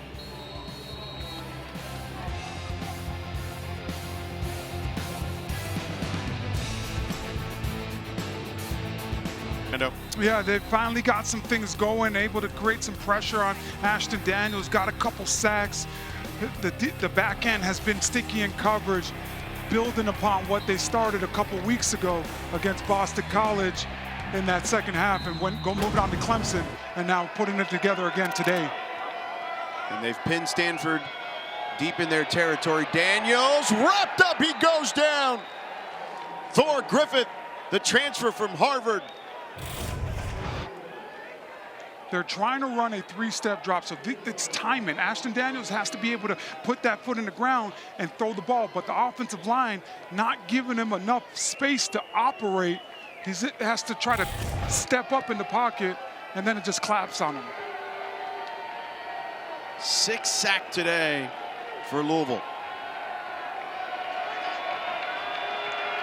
2nd and 16, ball on the 2, and Louisville jumped there. Daniels with time, launches one deep down the field for Bachmeier, incomplete. Well over his intended target, MJ Griffin in coverage. Offside, defense, number 98, 5-yard penalty, repeat 2nd down.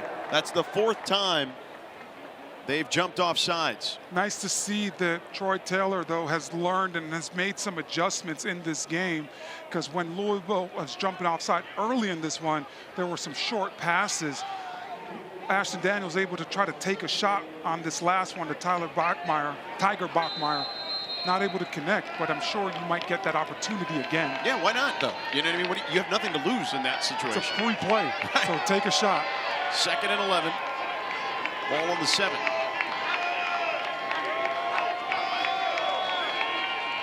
Daniels flips it forward, complete at the 20 for a 1st down. ACC drags defenders to the 26-yard line, a 19-yard gain. It's a really good job by Ashton Daniels stepping up in the pocket and finding ACC sitting down in that zone. Daniels goes quickly to the sideline. Ooh, dangerous pass there intended for Iomanner. And Thornton wants offensive pass interference there. Iomanner still no catches. He's never been held without a catch in his short college career. Yeah, there's been a lot of miscues with him and Ashton Daniels. That's the big fear coming out of a bye week, when guys have not played and you're trying to rush guys. The communication and the timing might get a little disconnected, but a great job by Alec Iomanner turning into a defensive player and not allowing Thornton to get his hands on that football. 2nd and 10 for Daniels. Louisville coming with a blitz. They pick it up. They get it to Mosley at the 30. A gain of 4 on the play. Quincy Riley right there, though, to meet the true freshman Mosley. Bang, bang. As soon as the ball got there, Quincy Riley got there. A tremendous throw by Ashton Daniels, putting it out there. This is an NFL-type throw, throwing that deep outcut. It has to be on time and accurate in order to get a completion. Troy Taylor loves Mosley. Thinks he's a great player and will be even better. Has a big touchdown play already today. 3rd and 6. Daniels floats one incomplete over his intended target, Mosley. 4th down upcoming. And the punt team coming out. Offensively, you got to find a way to continue to keep this defense honest and get back to some of your run plays, some quarterback design runs for Stanford. Can't just turn it into a throw fest. And that one might have been tipped, but getting Stanford bounces as you see the players trying to sweep it with the air off their hands. But so it worked out, but a lot of guys in that backfield. Woo. Yeah. A lot of traffic. That is the 6th block this season for this special teams unit. They've done it now 3 on field goals, 3 on punts. Yeah, they've came into this game as far as blocking kicks. Well, that's technically not a block on a tip. Tied for FYI. first, so they could get after it, and you cannot take that play off. Stanford has to make some adjustments. That one was way too close. Thank goodness for the Stanford bounce after. So Louisville with the ball on their own 32. Duke Watson in the backfield again. Isaac Brown officially out. Watson, big hole on the loose. He hits the gas. They're not going to catch him. Touchdown. 68 yards.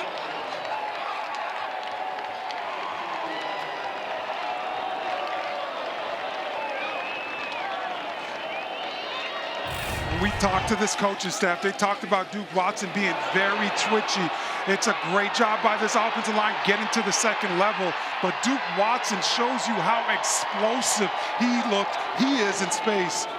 Man, there was a ton of guys trying to run him down, but he kept on creating more and more distance in between him and the defenders. That's a great job of Duke Watson showcasing his athletic ability and his speed. And how about the great block by Michael Gonzalez, the senior from Indian Trail, North Carolina, as the extra point is up and good to kind of spring Watson there. Watson, 7 carries, 99 yards now, 2 touchdowns on the day. And Louisville expands their lead to 15. This team has been very balanced this year offensively. They have a stable of running backs, and all these guys have got different opportunities. They all bring something special and unique to this offense. Coming into today, just 271 rushes, 17 touchdowns on the ground for this offense, 316 passes with 18 touchdowns. That is a very good balance when you look at an offense and how explosive this offense has been. It really puts pressures on defenses to finish games. Watson's 4th touchdown of the season. 2nd today, as I mentioned.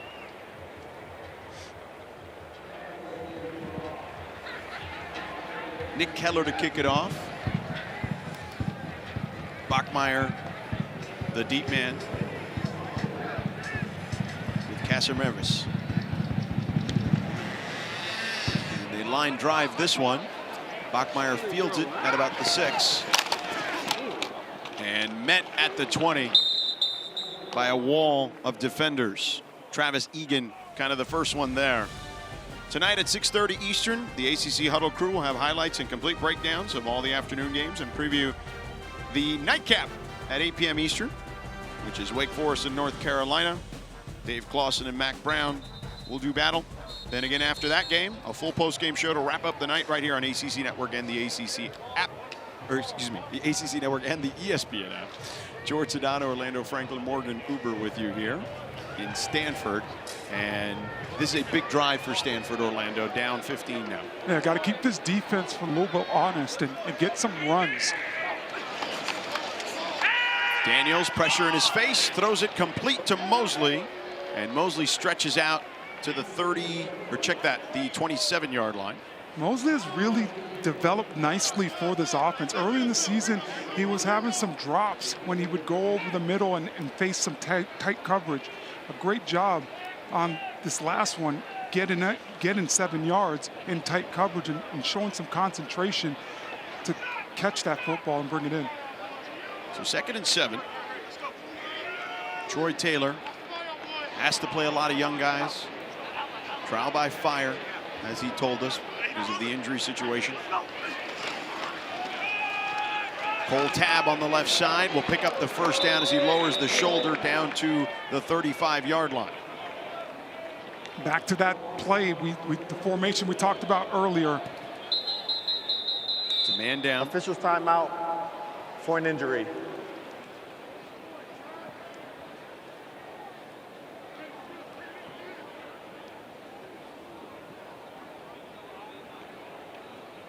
As you see, the Louisville training staff.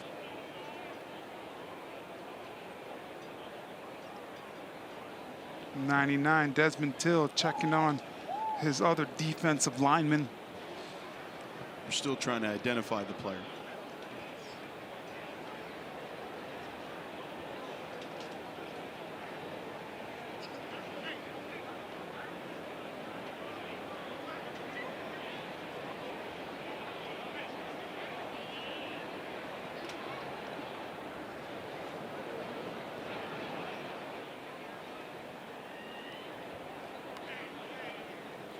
There's no movement going on right now. Don't like the looks of this one, partner. There's head coach Jeff Brom.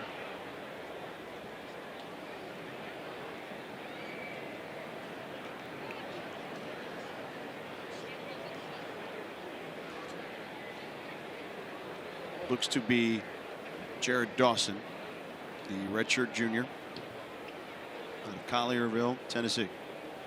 The other defensive tackle in this front four for Louisville.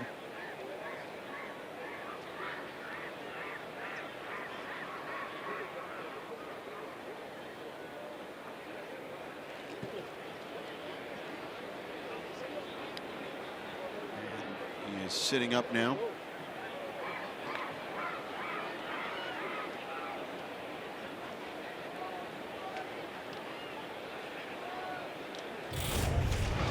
See if we can see what happened to him here.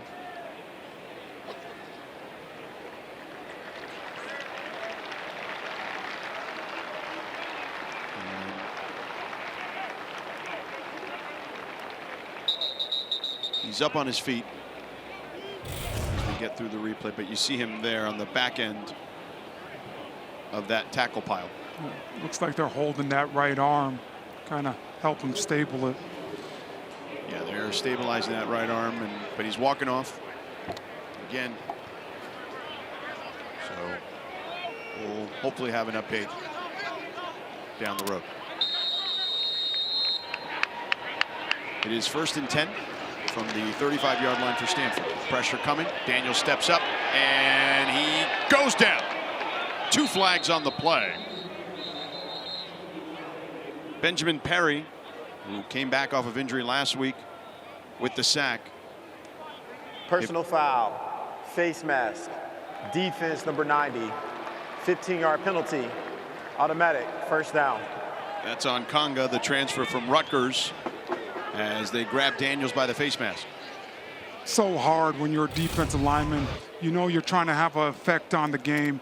When you get close to the quarterback, trying to do whatever you can to get him down, and he just grabs that face mask with his left hand. The 7th defensive penalty for Louisville today.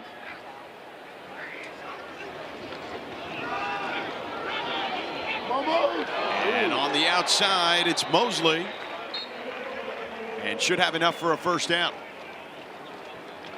Tightrope in that sideline, showing his explosive playmaking ability. There's Dawson on the cart for Louisville. A 13-yard gain from Mosley. He ran away from Gerente Davis. Daniels with Tab in the backfield. There's Mosley again.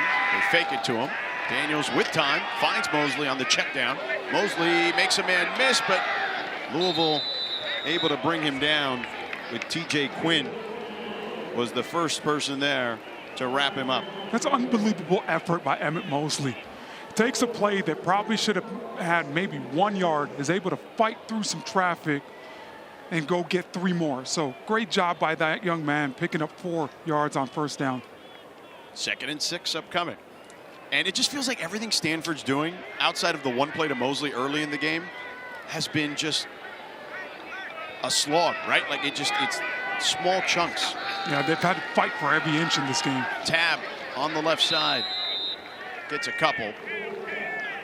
Quincy Riley with the tackle, but it just feels like they don't have that big play ability. And when you're down 2 scores, I get it, it's still the 3rd quarter, but it feels like you're going to need explosives at some point. Yeah, the offensive line hasn't really been able to hold up. It's really been Louisville's defensive line taking advantage of them. And when you have an offensive line that's playing with some injuries or guys that are a little bit lighter, you have to find ways to allow them to cut the defensive line and switch up some of their game to really go after the D-line and change things up. Mosley and Tab in the backfield. They go down in motion and they get out in the pass play, and Mosley picks up the 1st down again. This time on Quincy Riley, an 8-yard gain on the slant. Started off in the backfield and ran into the pattern. Yeah, another angle route. You know, we've seen this time and time again. We saw a big play. This same exact play went for a big play in the 1st half where they're lining Sam Rouse up in the middle of the backfield, having him come out, and then Mosley coming out of the backfield, running an angle route. A great catch by Mosley as well. That ball was not perfect by a long shot, but he was able to haul it in. 110 yards from Mosley in the receiving game at the moment. Tab, big hole into the secondary as he gets a 9-yard gain there. Tamarion McDonald brought him down. A really nice run by Cole Tab, reading the backside and transitioning very smooth to get behind that backside, to get to that backside A gap, and then exploded in the open field. 2 tight end set. Still no catches for Ioman. 6 targets for him. They're looking his way. End zone, he's wide open for the touchdown! Right on cue!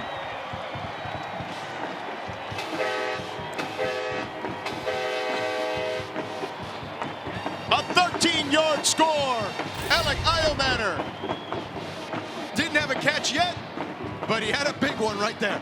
Yeah, this is a great job by Ashton Daniels identifying the defensive coverage and who's on Alec Iomanner.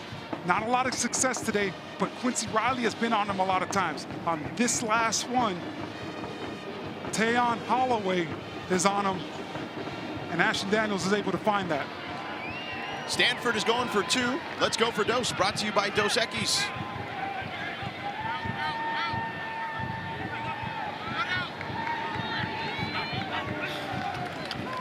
Daniels, pressure coming. Rolls out. Needs to get rid of it. Floats one to the end zone. Incomplete, but a flag on the play intended for Roush. He threw one up for grabs. McDonald in coverage. It's going to be very interesting to see what's called here. Pass interference, defense number 21. The penalty is enforced half the distance to the goal. It's still the try down. D'Angelo Hutchinson with the infraction. And let's go for Dos. Again. Una vez más. How about that? There you go with that Spanish. Let's hear it, because I was wondering how we're gonna keep it going. I wouldn't mess around right here across Troy Taylor. I would go I would spread out and let Ashton Daniels run some kind of quarterback draw. Let's see what he does. And just like you called it, partner, they went for Dos. They get it. And it's a 7-point ball game. Back to the staple plays for this offense. They run a lot of quarterback draws. That is a strong point of Ashton Daniels' game, his legs. And what he's able to do is find that hole. Great job. Alec Iomanner just comes and annihilates the end man on the line of scrimmage. But Ashton Daniels showing you his toughness and getting in the end zone as well. I would imagine as an offensive lineman, you love when the receiver's making the block too. You got to feel like, hey, those guys, come on. We're not the only ones that can do this. You got to show us a little too, right? Oh, absolutely. A great run game. It takes all 11, so you have to be able to do that on the perimeter with your wide receivers and tight ends. Let's check in with Morgan. Well, guys, this is the most spirited I've seen quarterback Ashton Daniels all day, of course. And he told me coming into this game that really the message was just sticking together. They know they're not even eligible to make a bowl, but they're still extremely motivated to win out. He said when times get tough, it could be natural for some programs to turn against each other and point fingers, but not us. He said we're a family here. It's a culture of love and loyalty, and you can really sense that now on this Stanford sideline. The most energized they've been by far all day. They're right in it, Morgan, that's for sure. They ruin a lot of people's Christmases by winning some football games here at the end. Brooks headed towards the outside, tries to spin out of trouble to no avail. Taken down at about the 23-yard line. That is the end of the third quarter. Could play clean football to get a victory. Duke Watson in the backfield as they begin their drive. Louisville does on their own 23. Toss to the outside to Bell. Bell trying to get away from the defenders. He does briefly. Nicholson, brought him down. Another great job by just Tyler Shuck, taking what the defense is giving him. If they're going to play that far off in coverage, we're going to throw it underneath all day and allow the wide receivers to try to get some yards after the catch. 5-yard gain, 2nd and 5. Watson, who has 2 touchdowns already, breaking tackles, but gets hit pretty hard by Tafiti at the end at the 35-yard line. Picks up the first down, though. Another tough run by this talented running back room, doing it by committee today with Isaac Brown going down early in this game. How about another true freshman, though, carrying the load at tailback for Louisville? First down, ball on the 35. Play action, Shuck, pump fakes. Now checks it down to his tight end, complete to Kariski. Tight ends don't normally see a lot of balls in this offense. Well, especially him. Kariski's more of the blocking tight end. Yeah, right. Good, nice job by Tyler Shuck getting through the progression and finding Kariski. 2nd and 7 after the 3-yard gain. Donald Chaney gets to the outside, tries to keep his feet, and they'll say he's down at the 41-yard line. So a gain of 3. Aaron Morris and Matt Rose tripped him up. If I'm Louisville, that's what I would continue to do. I know you have to convert on this 3rd down, but keep on trying to run the football. Right here, with all the cushion I've had in coverage, I would try to do some kind of comeback route, some kind of quick 3-step drop for easy completion for Tyler Shuck. 3rd and 4 for Louisville. Got to get to the 45. Shuck with plenty of time, delivers over the middle and connects with his receiver at the 50, Nate Kariski. A 9-yard gain for the first down. Nate Kariski, 6'3", 240 pounds. Mitch Lieber is on his back, and you can't make a play on that football. Nice ball placement by Tyler Shuck. Kariski trots off the field, kind of limping. Ball at the 49-yard line of Stanford. Chaney up the gut, wrapped up by David Bailey after a 5-yard gain. That backside gap all day, getting the offensive line to go one way, everybody using it, allowing the running back to take the backside gap and really putting pressure on the backside linebacker to make a play. 2nd and 5.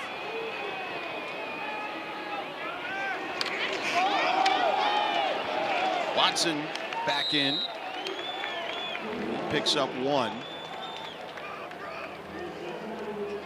3rd and 4 upcoming. What do you do here?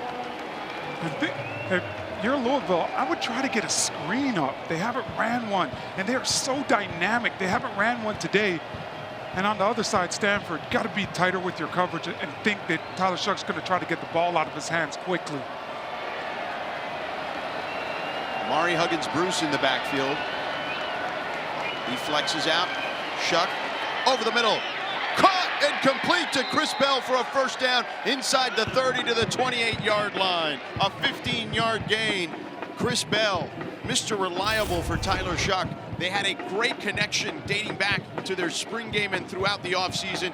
You see it manifest itself. Up top, you're going to see Brandon Nicholson. He's 10 yards off right here. So Tyler Shuck's able to recognize that and delivers a nice strike to Chris Bell over the middle of the field. Shuck play action, rolling, dumps it down near the sideline to Mark Redmond, the tight end, for a short gain.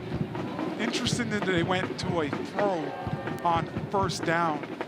I would have tried to get back to my running game and still allow these running backs to continue to deliver these blows, because although Stanford defense has played really, really well today, you've got to think they've been tired with all the different running backs and different formations that Louisville's been able to throw at them offensively.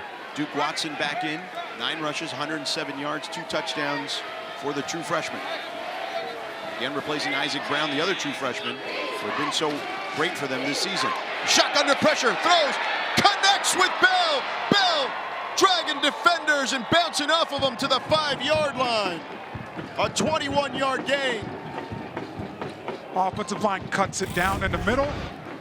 There's pressure. Tyler Shuck feels the pressure, but he knows that I got to deliver this ball over the middle field. A great job by him sitting there taking the hit. They hand it off up the middle. Touchdown.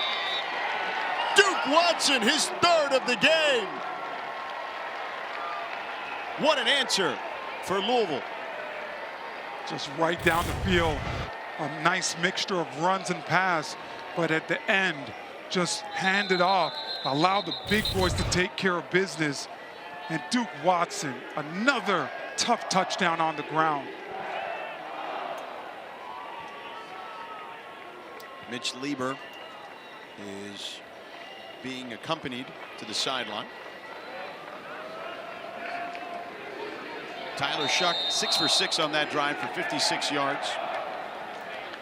Capped off by the run for Watson.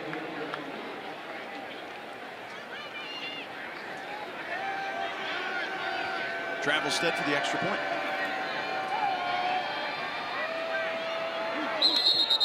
Flags on the play. Prior to the snap, false start. Offense, number 78, 5-yard penalty. It's still the try down. Number 78 is Joe Crocker. Got the big boys up there in their stands for a long period of time. Those hamstrings start burning. Crocker moving a little bit, twitching a little too fast on that last one. Sounds like you're speaking from experience. Yeah, I've been in those positions many times. Can we hurry up and kick the ball, please? The extra point for Travelstead is good. And it's back to a 2-score ball game. Let's take a look again at Louisville answering. After Stanford scored, Duke Watson said, hey man, it's time for me to take the plunge into the end zone. Louisville up 35-21.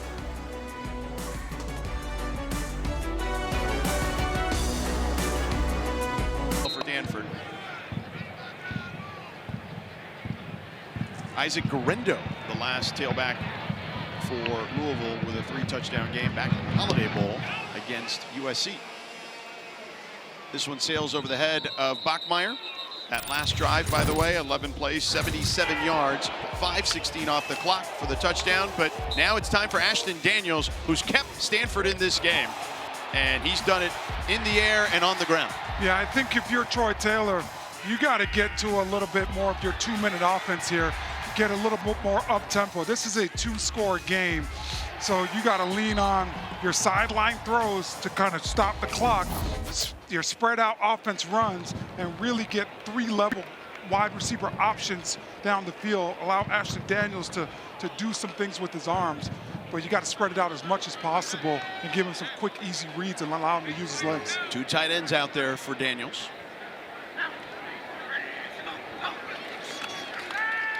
And he goes to the air, floats one, man open, he's Iomanner, he's on the loose. They got the angle on him and bring him down near the 20. Big play right away. Quincy Riley couldn't stay with Iomanner. I like that they ran this to the field. It really allows Iomanner now to have some space and drift with his body to create separation. Ashton Daniels threw Alec Iomanner open, and Alec Iomanner did the rest with his legs, getting some yards after the catch. A 55-yard gain for Stanford, and they are in business, a red zone opportunity. So he hadn't had a catch up until the last drive where he scored the touchdown, and now he's got 2 and both big plays.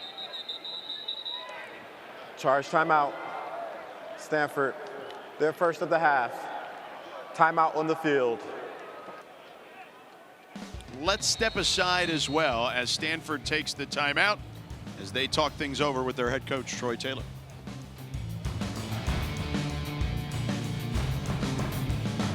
As well. Daniels fires, complete. Emmett Mosley inside the 10 to the 8-yard line, picks up the first down as Stanford is back on the move. Well, I tell you, Emmett Mosley has come down and has played like a man possessed today. He's caught everything that's went his way. It doesn't matter if it's been in traffic. He's really showcasing his ability to go out there and concentrate and use his hands. That's a great, great job by this young man developing as this season has progressed. 12-yard gain. Iomanner being guarded by Quincy Riley at the top of your screen. Pump fake. Daniels looked his way. Pump fakes again now on the run.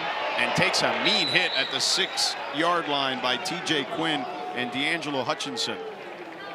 Now, I want to ask you about something, Orlando, because Louisville, both Jeff Brom and Ron English, their defensive coordinator, talked to us about how they don't use the green dot anymore. They signal it in. They were having issues lining up, and their defense was struggling up until the last couple of weeks prior to making that change, with English now on the field as well, helping with the signals and the conversations. Yeah, there was a lapse in communication from the booth down to the field, so they completely got rid of that green dot. Ron English now calling signals from the sideline. I think that helps out with their communication and helps get the signals in a little bit faster because guys could find him on the sidelines.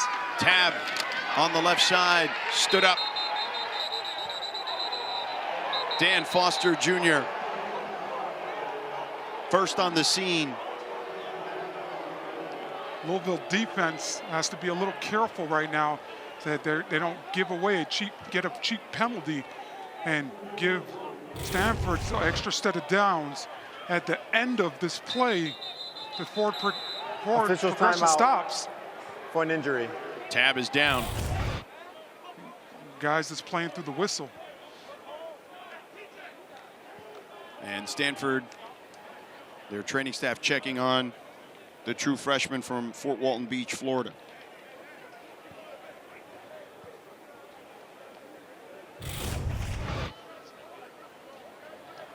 Here's another look. Gets dangerous at the end of plays because now you see Cole Tab going down with the injury. When guys hear the whistle, even when you're wrapped up, they tend to ease up, not trying to hurt another player. Louisville's defense right there, not easing up and kind of slinging Cole Tab to the ground. Right, and when he went down, he tried to stand up and was a little wobbly trying to get back up and then went back down to the ground. Yeah. Let's check in with Morgan. Well, this is already a really depleted running back room for Stanford without Micah Ford and Cedric Irvin. Both were out coming into today, and Cole Tab getting his first experience 2 weeks ago against NC State. 72 yards in that game. It was most in a debut for a Stanford Cardinal since Christian McCaffrey, and Coach Taylor had really talked about how much they were expecting of Tab, and unfortunate to see him still down on the ground right now being tended to by trainers. Yeah, Morgan, hopefully we'll see him give us a positive sign. They have a young, talented running back room. Have had some injuries, but they've been playing 3 true freshmen consistently this year between Chris Davis Jr., Micah Ford, and Cole Tab. And they were very happy with Cole's debut a couple weeks ago. His ability to run through some tackles, bring some physicality, no hesitation with his style of running.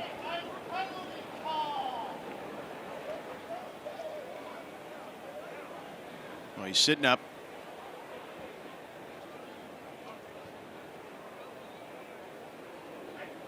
Him and Chris Davis have been in the backfield a lot today. So much a part of what Stanford does is living in that 21 personnel with 2 running backs, as we see Cole Tab getting up to his feet, being helped up to his feet. Yeah. Certainly still shaking up.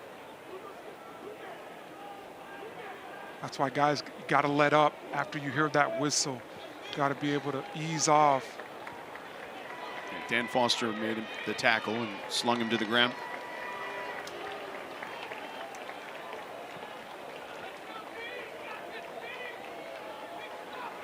And Tab still slowly working his way along the sideline near the bench. Very interesting to see what Troy Taylor comes and does on this 3rd and goal.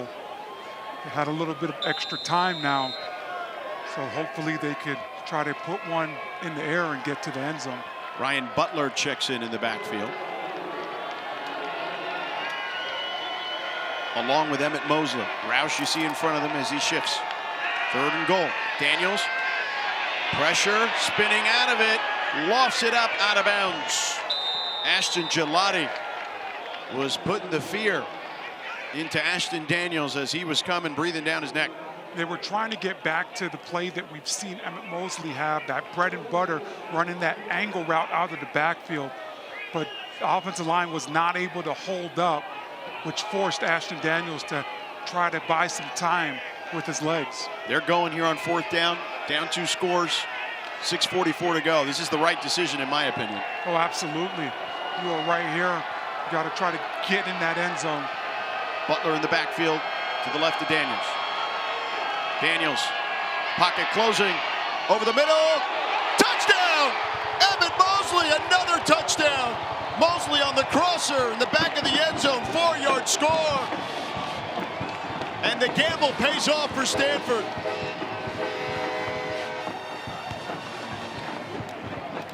This is just a really good job by Troy Taylor, understanding what Louisville has struggled with all year. Emmett Mosley's going to push it up, but then he's just running at the back of the end zone the whole entire time. This defense have dropped guys in coverage early in the season, and this is a nice job of taking advantage of something that they have struggled with consistently. 10 catches, 127 yards, 2 touchdowns for Mosley. That drive, 6 plays, 75 yards, 3:07 off the clock. And we've got a 1-score ball game again. Could be even a little closer, pending the extra point.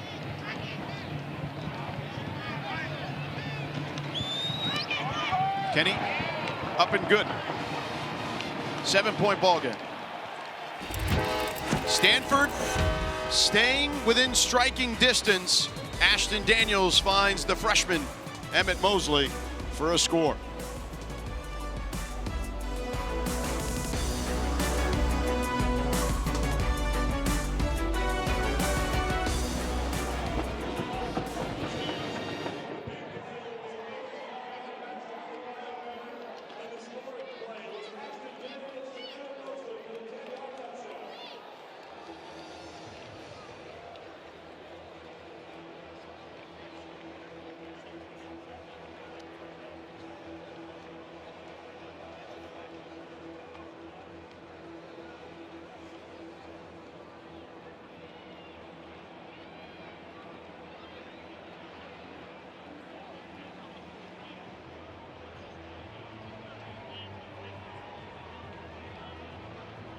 Today's games? Just tell Siri.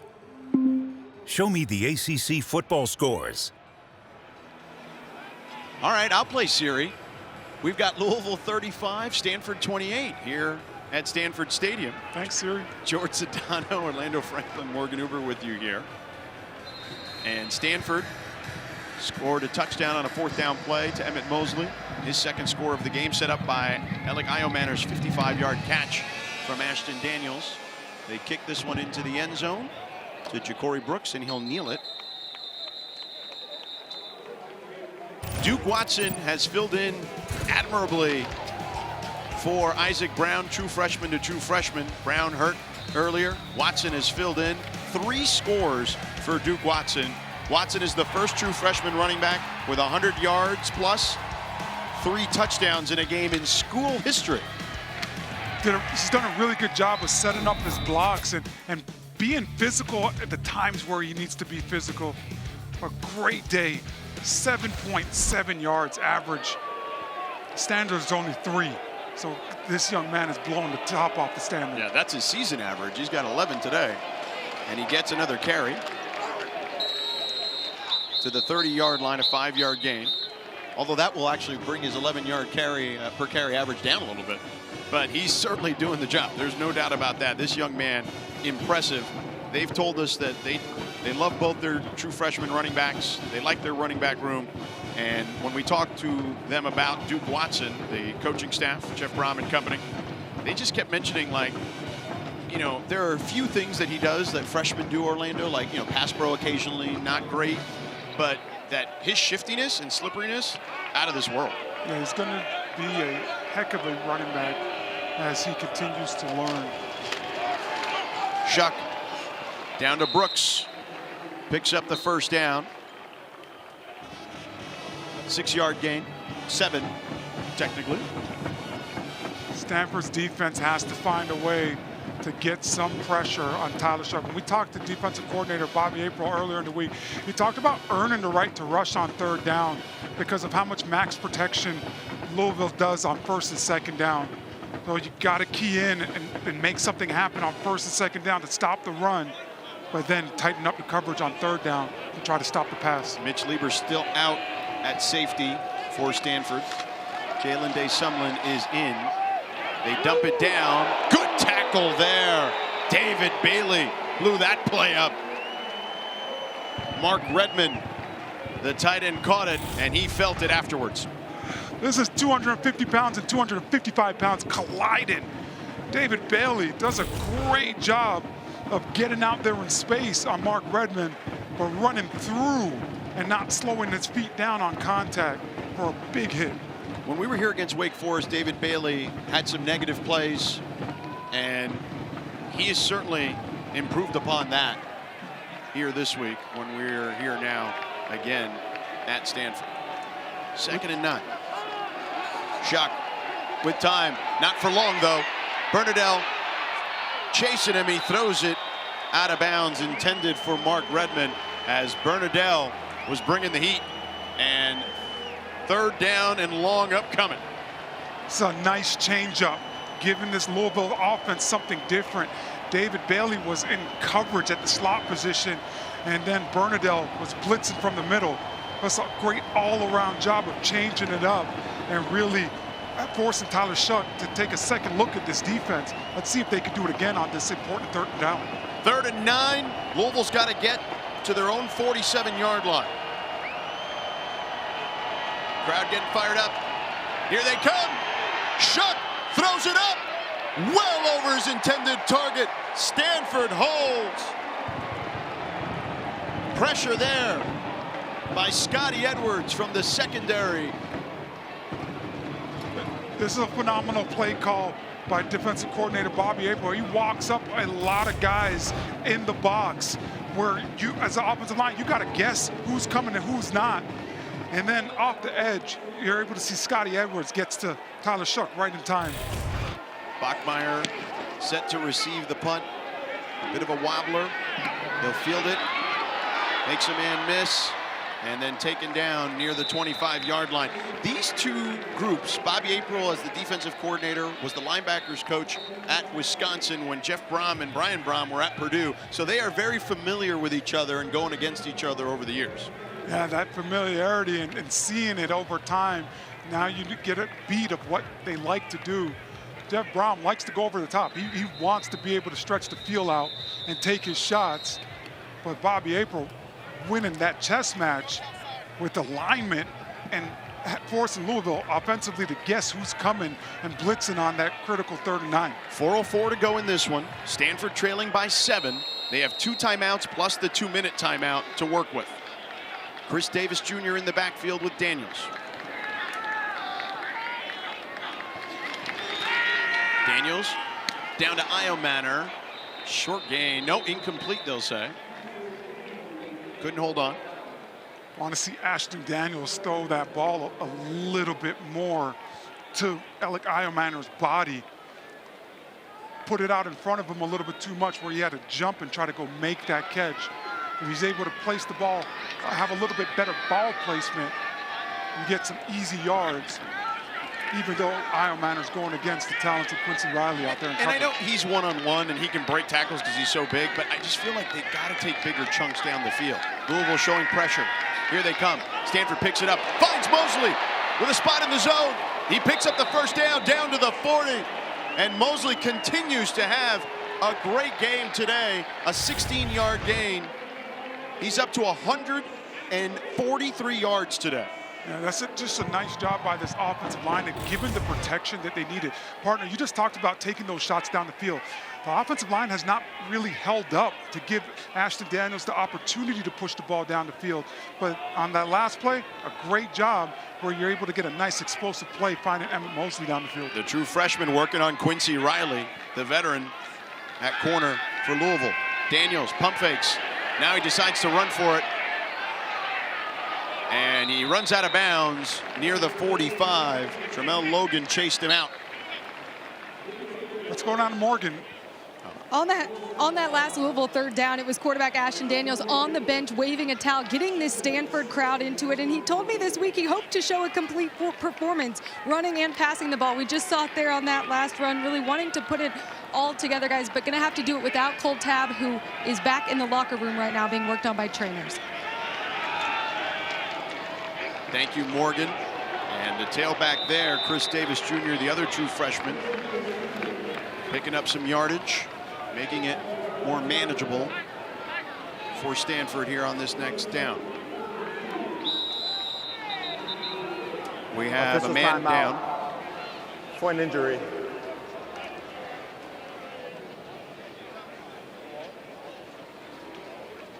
Looks to be Conga. We've already seen Jared Dawson get carted off earlier in this game. Conga playing that other defensive tackle opposite of Desmond Till. This could be a big blow. Conga usually in the rotation of defensive tackles, but already down a man. It's going to be interesting to see where Ron English goes with this if Conga's not able to go. Looks like they are grabbing his left leg. And the big fella up on his feet.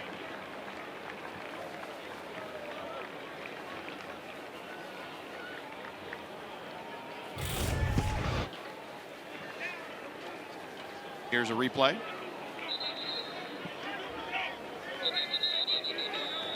Just looks like he got destabilized there as he grabs his left shin. Yeah, got caught up in the pile, and as the pile was going backwards, put that foot in the ground, and it just lands in the ground awkwardly. So Stanford back on the field, 4 of 14 on third downs, 2 of 2 on fourth downs, 3rd and 2.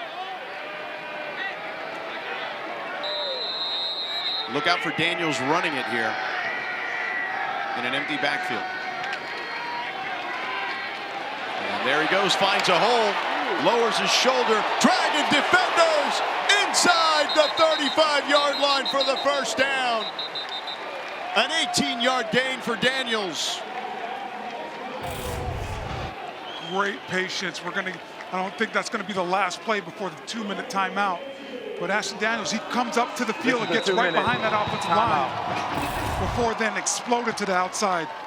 Just a nice tempoed run by Ashton Daniels to go get an explosive on the ground. So Daniels on the move. His longest run of the day, 18 yards.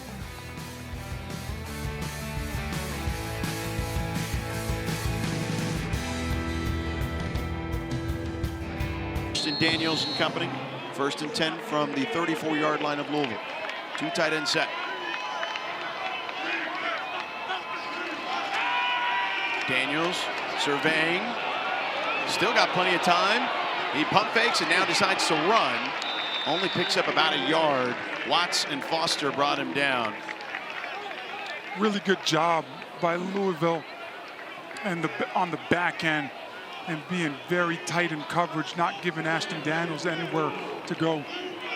Stanford has 2 timeouts, and remember, under 2 minutes we go to the old school college rules where we reset the chains, and that'll stop the clock for a brief moment. Daniels on 2nd down, dumps it off to Roush. Roush picks up a nice chunk of change there. It'll make it more manageable here on 3rd down. This is exactly where you want to be if you're Stanford. 3rd and 3, the whole entire playbook is up right now. You can run the ball, you could throw it, and this defense can't get a beat on what you're going to do offensively. 6-yard gain for Roush. Butler in the backfield. Daniels keeps. Daniels pushing forward. He's going to be shy of the 1st down, it looks like. But as we know, Stanford, so aggressive with how they played all year. Very comfortable in situations like this. Stanford, their 2nd of the half. So 48 seconds to go. They still have 1 Set the game timeout. clock to 50 seconds. 5-0. Make that 50 seconds left on the clock. Thank you. You're welcome. And there's 1 timeout left. And again, you mentioned this. They've gone for it on 4th down, the second most of any team in FBS. Yeah, if I'm Troy Taylor right now in this timeout in the huddle, I'm calling 2 plays. Obviously, I got to take care of getting the 1st down right here. So I would do some kind of quarterback design run, but I'm calling my 2nd play so we could get immediately back to the line of scrimmage and snap it without having to burn that final timeout. And the officials are trying to get the teams back out there. A lot of whistles blowing. So Stanford 2 for 2 on 4th downs today. None bigger than this one.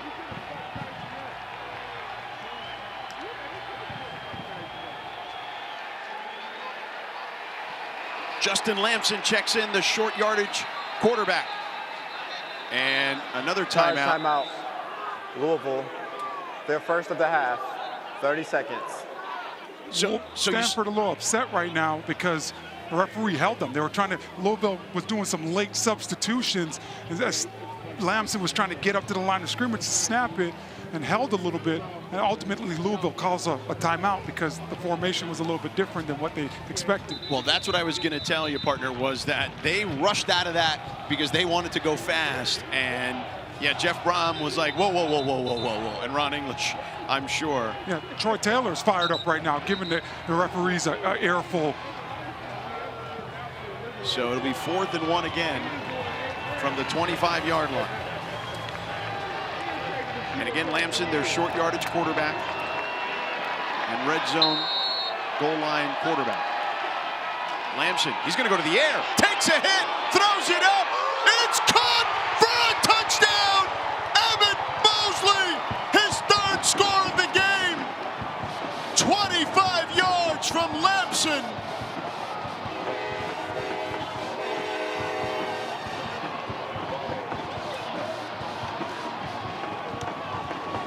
Stanford lining it up to tie. I don't love this decision, but this is a great job by Justin Lamson standing in there and taking the hit. What I mean by I don't love this decision, if I was Stanford, I would try to end this thing right here, George, and I would be going for 2. 9 plays, 76 yards, 3:18 off the clock. Kenney, extra point is up and good. And we got a tie ball game with 45 seconds left. I know that analytics suggest to tie it up and you're at home and all these different things. But for me, George, this Stanford team has played tough. All different guys have stepped up at big-time moments. Justin Lamson taking a huge hit. Emmett Mosley has been sensational today. I would have tried to end it in regulation, but I get it. You got to do the thing that you know is high percentage with kicking the field goal, the extra point right there. Justin Lamson, I mean, this is a guy, he doesn't throw very many touchdowns. So the fact that he took the hit, he stood right in there in the pocket. TJ Quinn belted him, and he was able to throw it. Mosley made the adjustment. What a day for Emmett Mosley, 168 yards in the air. Beautiful execution offensively. Getting to the line of scrimmage immediately after breaking the huddle and snapping that ball as fast as possible.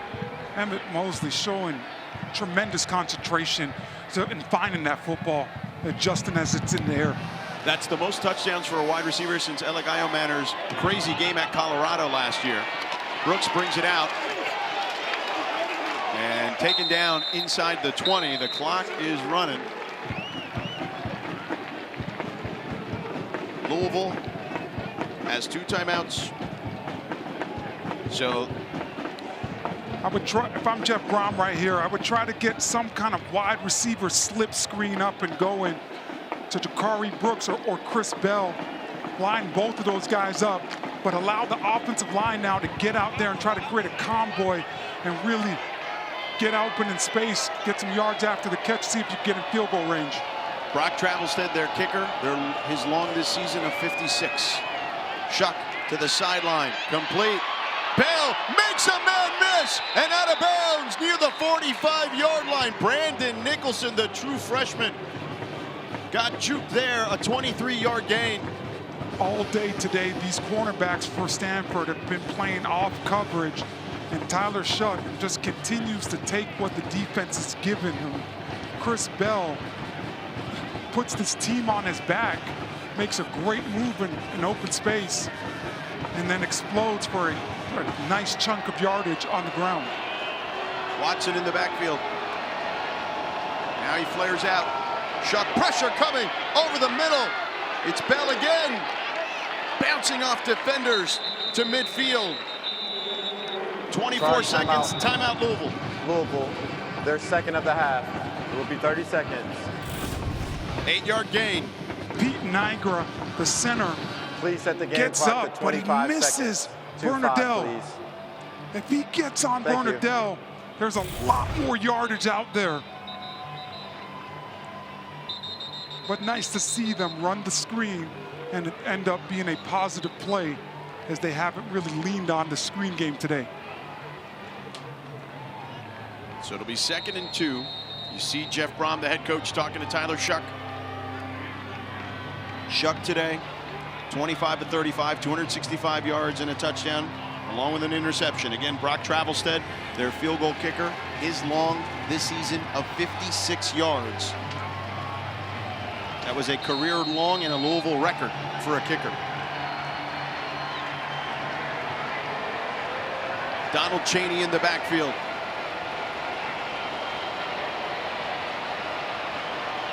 Here comes Stanford with the blitz. Shuck off his back foot. It's caught for a first down at the 45 by Mark Redmond, a 5-yard gain. And Tyler Shuck going quickly. He spikes it. 19 seconds. Need about 10 more yards to get a field goal attempt. 15 to feel really comfortable on it. Well, I mean, Travelstead has hit it from 56, so it would be, they would need to get to about the... Please run the play clock. Play clock, please. They would need to get it inside the 40 to have a shot around there, around the 38-yard line. Yeah, but you get 15 yards, you feel really comfortable about it. No doubt. 2nd and 10. Shuck with time, airs it out. Too far for Brooks. 13 seconds left. 3rd and 10 upcoming. Aaron Morris in coverage. Tyler Shuck has to get that ball to come down in bounds to give Ja'Cory Brooks an opportunity to try to climb the ladder to go get it. When you throw it out of bounds, you give him no chance. Need better ball placement. Please set the game clock to 15 seconds. 15 seconds on the game clock. Thank you. So 15 seconds, 1 timeout for Louisville, 3rd and 10.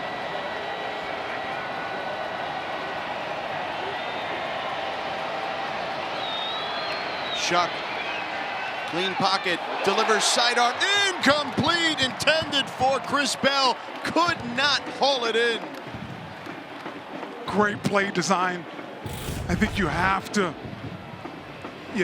think punting the ball away, but just a little out there. Chris Bell gets that left arm on it, but not able to haul it in. Nice shallow crossing route. I love the play design by Jeff Brom. Just unable to connect. Chris Bell is gonna definitely not be happy with himself about that one. Timeout, Louisville. Charge timeout. Louisville, their 3rd and final of the half. 30 seconds.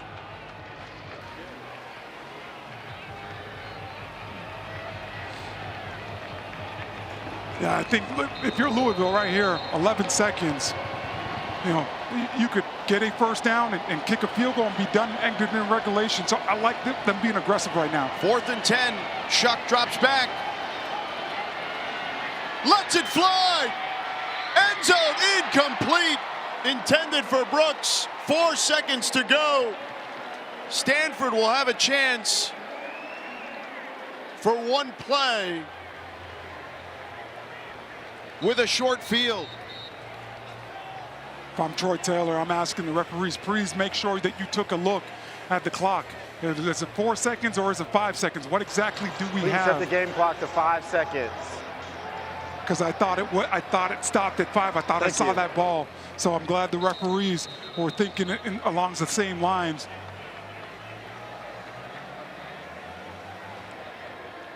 Do you go for a short out here with 5 seconds? Absolutely. You go for a short. Give yourself a chance. If I could get anywhere near 10 yards on this play, a short, quick out, I'm kicking the field goal. I'm trying to kick a long field goal. I'm trying to end this thing out. They do have one timeout.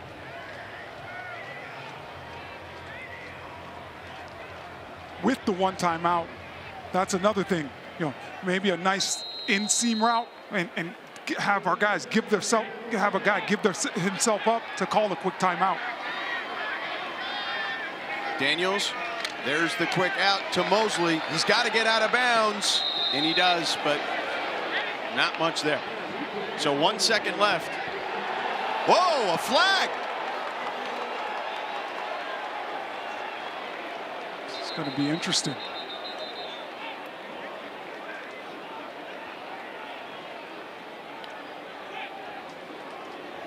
There was some extracurriculars near the sideline. After the play, unsportsmanlike conduct, defense number 20, his first of the game, 15-yard penalty, automatic first down. Tayon Holloway. That is a crucial mistake. That now puts the ball at Louisville's 40-yard, 30, in between the 39, or right at the 39-yard line. So this would be a 57-yard attempt. Yeah, Tayon Holloway. Stanford, their third and final of the half. So it would be a 57-yard attempt for Kenney. Emmet Kenney, his career-long 51 yards. Again, this is a young man, Orlando, who broke his hip against Arizona State, kicking a field goal, missed 2.5 years. The fact that he's even back on this team and back on this field to attempt a game winner would be an incredible feat for him. You know what I also love? Look at that profile. Senior. Today is senior day. You have an opportunity to be the hero for this football team.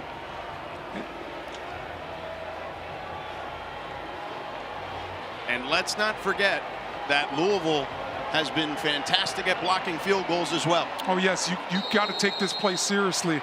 Perfect execution, perfect blocking for Stanford. Got to take care of your business. He's 2 for 2 today. Oh, Louisville jumped off sides. Wow. Quincy Riley. That's going to make this a 52-yard attempt. Offside, defense number 3, unabated to the backfield, 5-yard penalty, still first down. And Jeff Brom apoplectic, but you see it here. Quincy Riley to the top of your screen, just jumps and gives another free 5 yards. 20 yards on 2 penalties given up by this Louisville defense on the last 2 plays. 9th defensive penalty for Louisville. 52-yard attempt for Emmet Kenney, a young man who persevered through a hip injury. Kept him out 2.5 years. This would be a career long.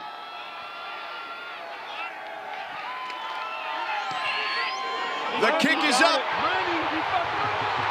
It's good! Stanford with the walk-off! This is big time for this organization.